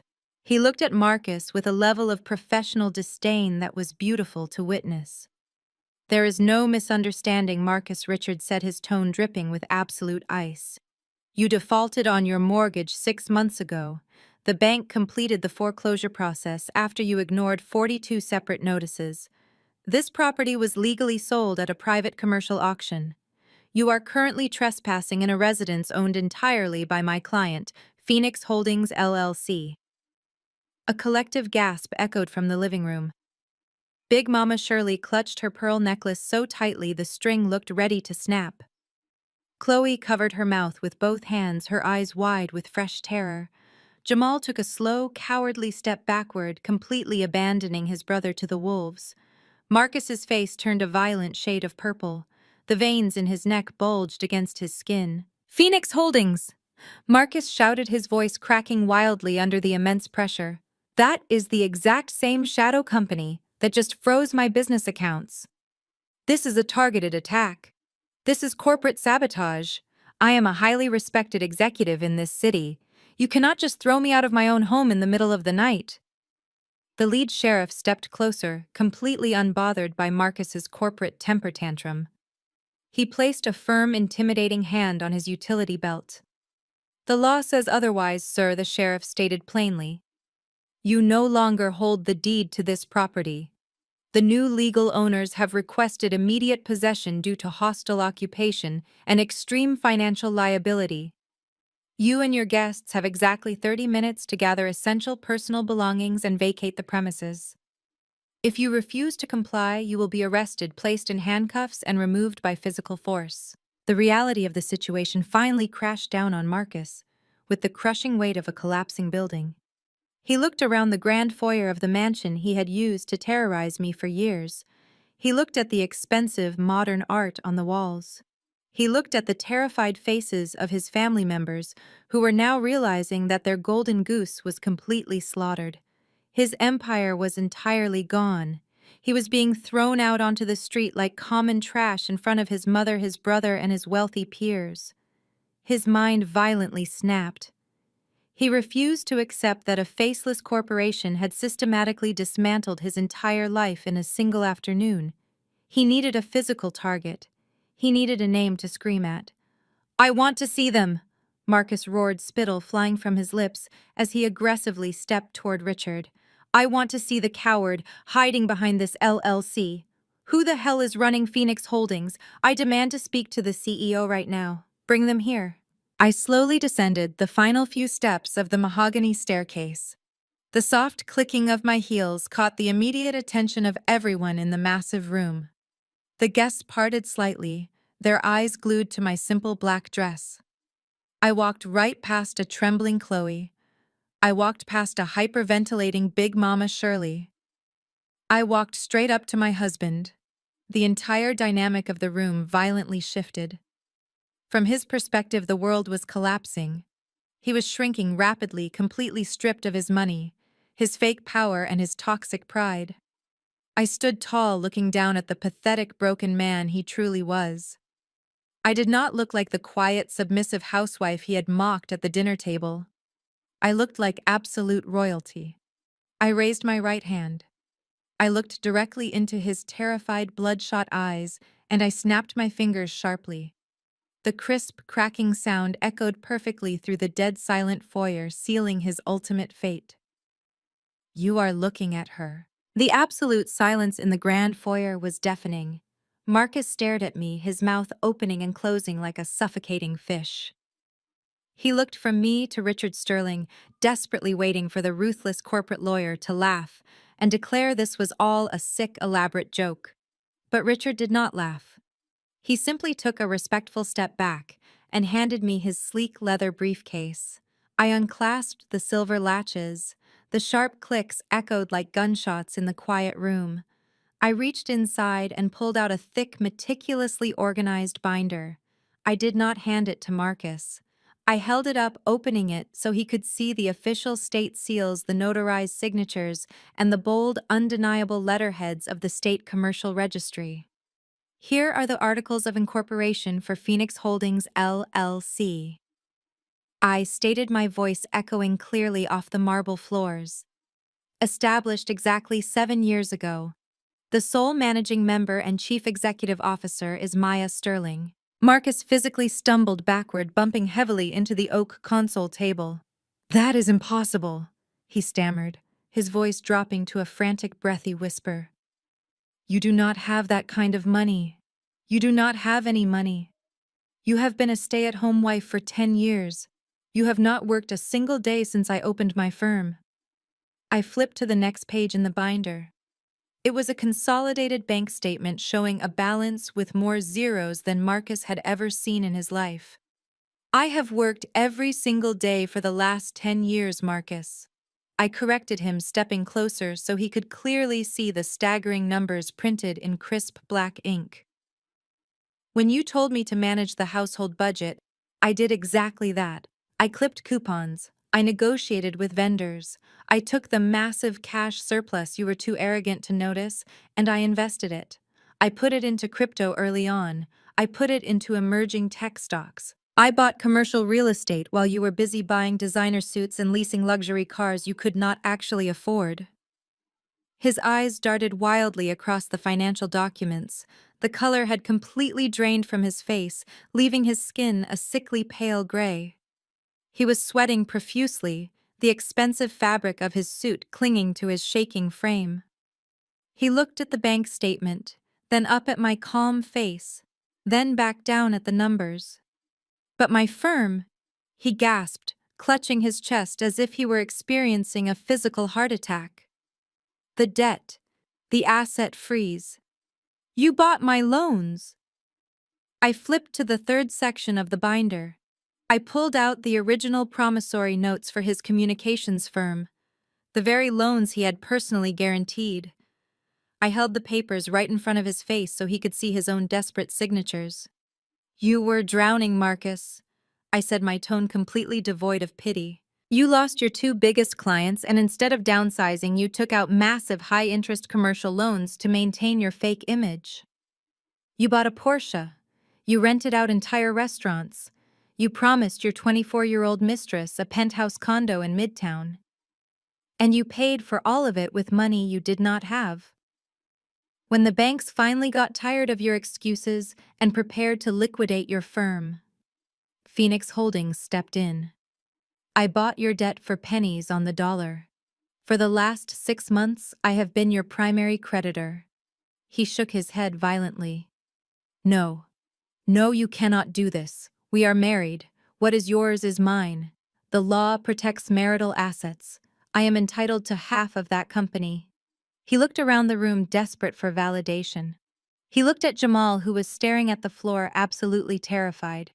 He looked at Big Mama Shirley, who was silently weeping into her hands. Finally, his eyes locked onto his briefcase, sitting near the stairs where he had proudly stashed the legal document he forced me to sign just a few hours ago. The postnuptial agreement, Marcus shouted, a sudden manic burst of hope lighting up his terrified eyes. He pointed a shaking finger at me. You signed it today. You signed away your rights to my assets. The lawyer witnessed it. You waived your claim to everything. I closed the heavy binder with a solid, satisfying thud. I handed it back to Richard, who tucked it neatly under his arm. I looked at Marcus with an expression of pure, unadulterated triumph. You really should read the contracts you force people to sign, Marcus, I said softly, leaning in slightly so my words would pierce directly through his shattered ego. That postnuptial agreement explicitly stated that you retain sole ownership of all assets currently in your name, and more importantly, you retain sole liability for all debts attached to your name. By signing that paper, I legally severed myself from your financial ruin. You waived your rights to any assets held independently by me, including my corporate entities. You actively protected my hidden LLC from your inevitable bankruptcy. You built a titanium wall around my money, and you locked yourself outside with nothing but your unpaid bills. The realization hit him with the force of a physical blow. His knees actually buckled. He had to grip the edge of the console table with both hands to keep from collapsing onto the marble floor. The arrogant, powerful executive who had thrown a stack of bills at me during Sunday dinner was completely gone. In his place stood a ruined, destitute man who had just been expertly outplayed by the woman he had underestimated for a decade. You thought you were a genius, I continued, my voice carrying the steady, undeniable rhythm of absolute victory. You thought you were starving me out. You thought cutting off my credit cards and locking the refrigerator would force me to crawl back to you. You thought you were stripping me of my financial lifeline, but you cut me off financially. No, Marcus, you just fired yourself from my empire. The silence that followed was heavy and absolute. Even the two county sheriffs stood perfectly still, watching the dramatic destruction of a corporate fraud with quiet professional interest. Marcus could not speak. He could not scream. He simply stared at me, his eyes wide with a mixture of terror, humiliation, and a crushing, inescapable despair. He had handed me the knife, positioned it directly over his own back, and practically begged me to push it in. He was broken. The master plan was complete. But the audience was not quite finished. From the shadows of the living room archway, a sudden frantic movement caught my eye. It was Chloe. The reality of the situation had finally penetrated her thick skull. She realized that the woman standing in the center of the foyer, holding the multi-million-dollar binder, was the exact same woman who now owned the commercial building where her yoga studio was located. The woman she had ordered to mop floors and serve drinks just an hour ago was now the absolute dictator of her financial future. Chloe pushed past Jamal and stumbled into the foyer. Her bohemian dress was still stained with spilled wine. Her face was streaked with running mascara, making her look entirely unhinged. She did not look at Marcus. She looked directly at me, her eyes wide with a desperate, pathetic pleading. "Maya, please!" Chloe cried out, her voice cracking as she took a hesitant step toward me. She held her hands up in a gesture of surrender, completely abandoning her upper-class savior complex. "Let us just take a breath. Let us calm down. You have made your point. You are brilliant. We see that now. But you cannot throw Marcus out on the street tonight. You cannot evict my studio. We are family, Maya. You have to stop this. We need to handle this like a family." I looked down at Chloe. Her tear-streaked face and trembling hands were a stark contrast to the arrogant, untouchable woman who had ordered me to scrub her baseboards just a few hours prior. She was suddenly weaponizing the word family, a word she and her relatives had used for a decade to justify their relentless emotional abuse and blatant disrespect. She wanted grace. She wanted mercy. She wanted the quiet, submissive housewife to step back into her assigned role and save them all from the catastrophic consequences of their own actions. Family. I repeated the word slowly, letting it hang in the dead, heavy air of the foyer. When I sold my only car to fund your brother-in-law's business, I was just an investment. When you humiliated me at Sunday dinner and told me I belonged on my hands and knees, I was a joke. When your mother-in-law belittled me for not having children, I was a failure. You did not treat me like family, Chloe. You treated me like a servant you could not fire. I gestured for Richard to open his briefcase one more time. He reached inside and pulled out a crisp, pristine physical copy of the exact email Chloe had just received on her phone. He handed it to me. I took the paper and held it out toward her. Chloe stared at the document, her hands shaking too violently to reach out and take it from my grip. I let the paper slip from my fingers, watching it flutter gracefully to the marble floor, landing right next to her expensive wine-stained shoes. "By the way, that rent increase and eviction notice is not a clerical error," I said smoothly, my voice carrying a quiet, terrifying authority. "I own that entire commercial block in Midtown. I finalized the purchase this morning." You stood behind your bamboo desk, radiating that pathetic, unearned white savior superiority, and you told me to scrub your toilets. You told me to clean up after your employees. You genuinely thought you were putting me in my place. Chloe let out a pathetic, suffocated whimper, her eyes darting frantically from the paper on the floor to my face. "Well, consider this your formal performance review."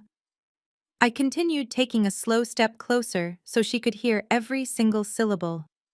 "Your yoga studio is a health hazard. Your business model is entirely dependent on my husband's stolen money, and your attitude is a massive liability. Unfortunately, Chloe, you are fired. You have exactly 72 hours to vacate my property before I have my commercial demolition crew tear your aesthetic vision down to the studs." I reached into the pocket of my black dress. My fingers wrapped around the crisp $20 bill Marcus had left on the kitchen island that morning as a parting insult. I pulled it out, unfolded it perfectly, and dropped it right on top of the eviction notice at her feet. But since I am a girl's girl and I believe in women supporting women, I do have a job opening. I offered, my smile sharpening into a blade. I need a new receptionist for the main lobby of my corporate office. The pay is exactly $20. You can use it to buy yourself some groceries. Chloe let out a gut-wrenching sob, covering her face with both hands as the absolute reality of her ruined life finally crushed her. She turned frantically toward Jamal, expecting her husband to step forward and defend her honor. She expected him to yell at me or throw a punch at Marcus. But Jamal was actively backing away from her, vigorously shaking his head. "Do not look at me!"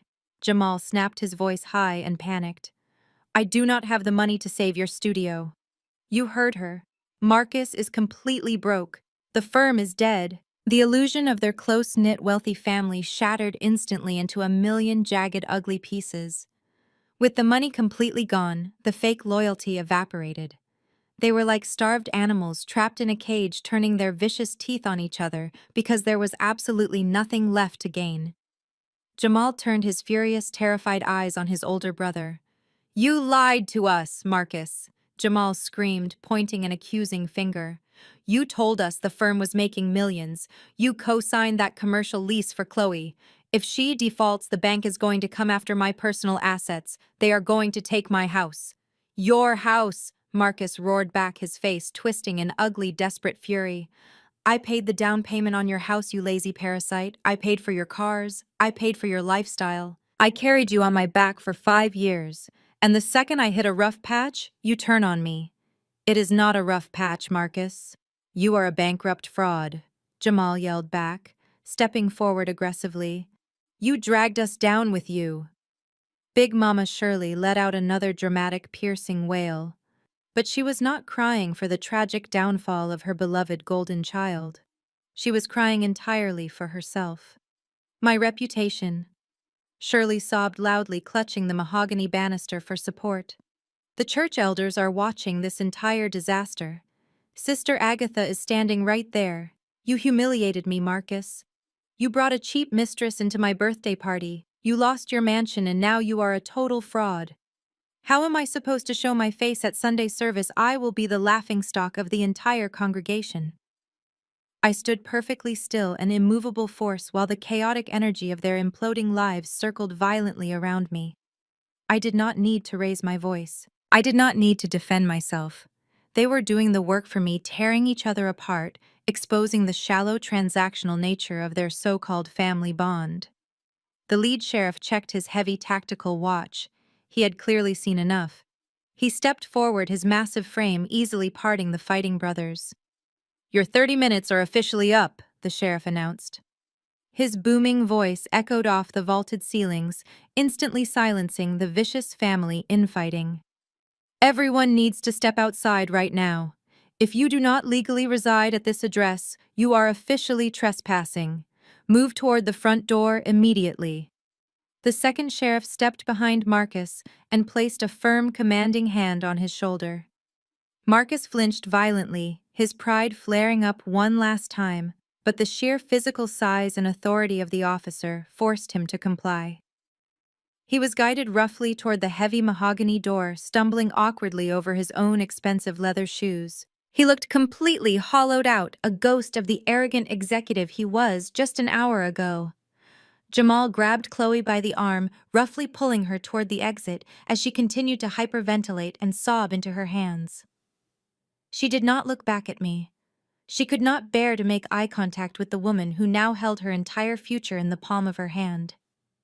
Big Mama Shirley practically sprinted out the door, holding her wide-brimmed hat over her face, desperate to hide from the catering staff and the wealthy party guests who were now rapidly fleeing the property in a state of absolute shock.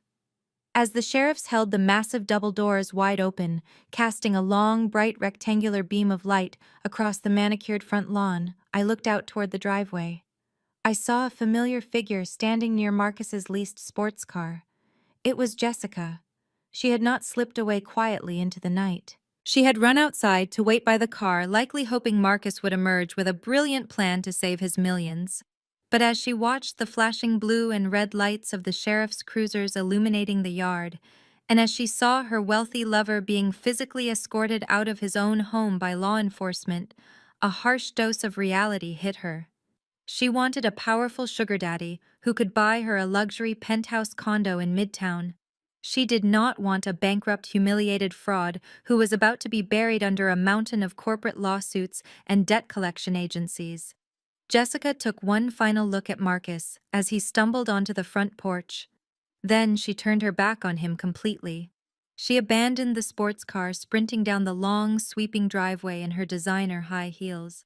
She ran past the security gates and disappeared into the dark, wealthy suburban night, fleeing as fast as her legs could carry her. Marcus stood on the front porch, the cold night air hitting his sweating face. He watched his mistress run away. He heard his brother cursing his name. He saw his mother refusing to even look in his direction. He had absolutely nothing left. The heavy double doors swung shut, the solid click of the brass lock echoing through the grand foyer. For the first time in 10 years, the house was completely silent. It was not the suffocating, oppressive silence that usually followed one of Marcus's arrogant tirades. It was a clean, breathable, and beautifully empty silence. The toxic weight that had pressed down on this estate for a decade had finally been physically removed. I turned away from the entryway and walked slowly back into the formal living room. The catering staff had quietly packed up their equipment and slipped out the back door the moment the sheriffs arrived, leaving behind a perfectly pristine space. The jazz band's instruments were gone. The half-empty cocktail glasses had been cleared away. All that remained was the soft, warm glow of the crystal chandeliers illuminating the elegant room. I walked over to the mahogany bar cart tucked into the corner.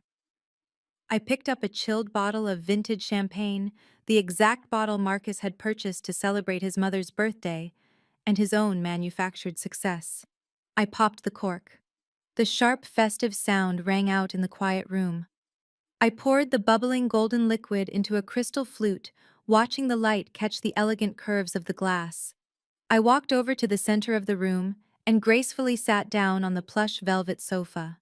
I crossed my legs, resting the champagne flute on my knee, and looked straight out through the massive floor-to-ceiling front windows.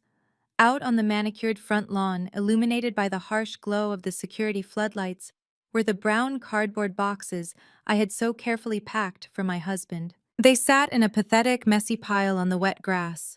Marcus was standing next to them, his hands stuffed deep into the pockets of his wrinkled designer suit, his shoulders slumped in utter defeat. He had no car. He had no money for a luxury hotel. He had no family willing to take him in. He was just a broken man standing in the dark, staring up at the brightly lit mansion he used to rule. I took a slow, deeply satisfying sip of my champagne. The taste was absolute perfection. Society teaches women that when we are wronged, we are supposed to react with loud, messy emotion. We are expected to cry, to scream, to throw clothes out of windows, and to beg for explanations. We are taught that our anger must be a chaotic spectacle. But chaos is exactly what arrogant men like Marcus thrive on. They use our emotional reactions to paint us as hysterical, crazy, and unstable. They use our tears to validate their own twisted superiority. I refuse to give him that satisfaction. I learned a long time ago that the sweetest, most devastating revenge is never loud. It does not require screaming matches in the driveway. It does not require desperate phone calls or public scenes.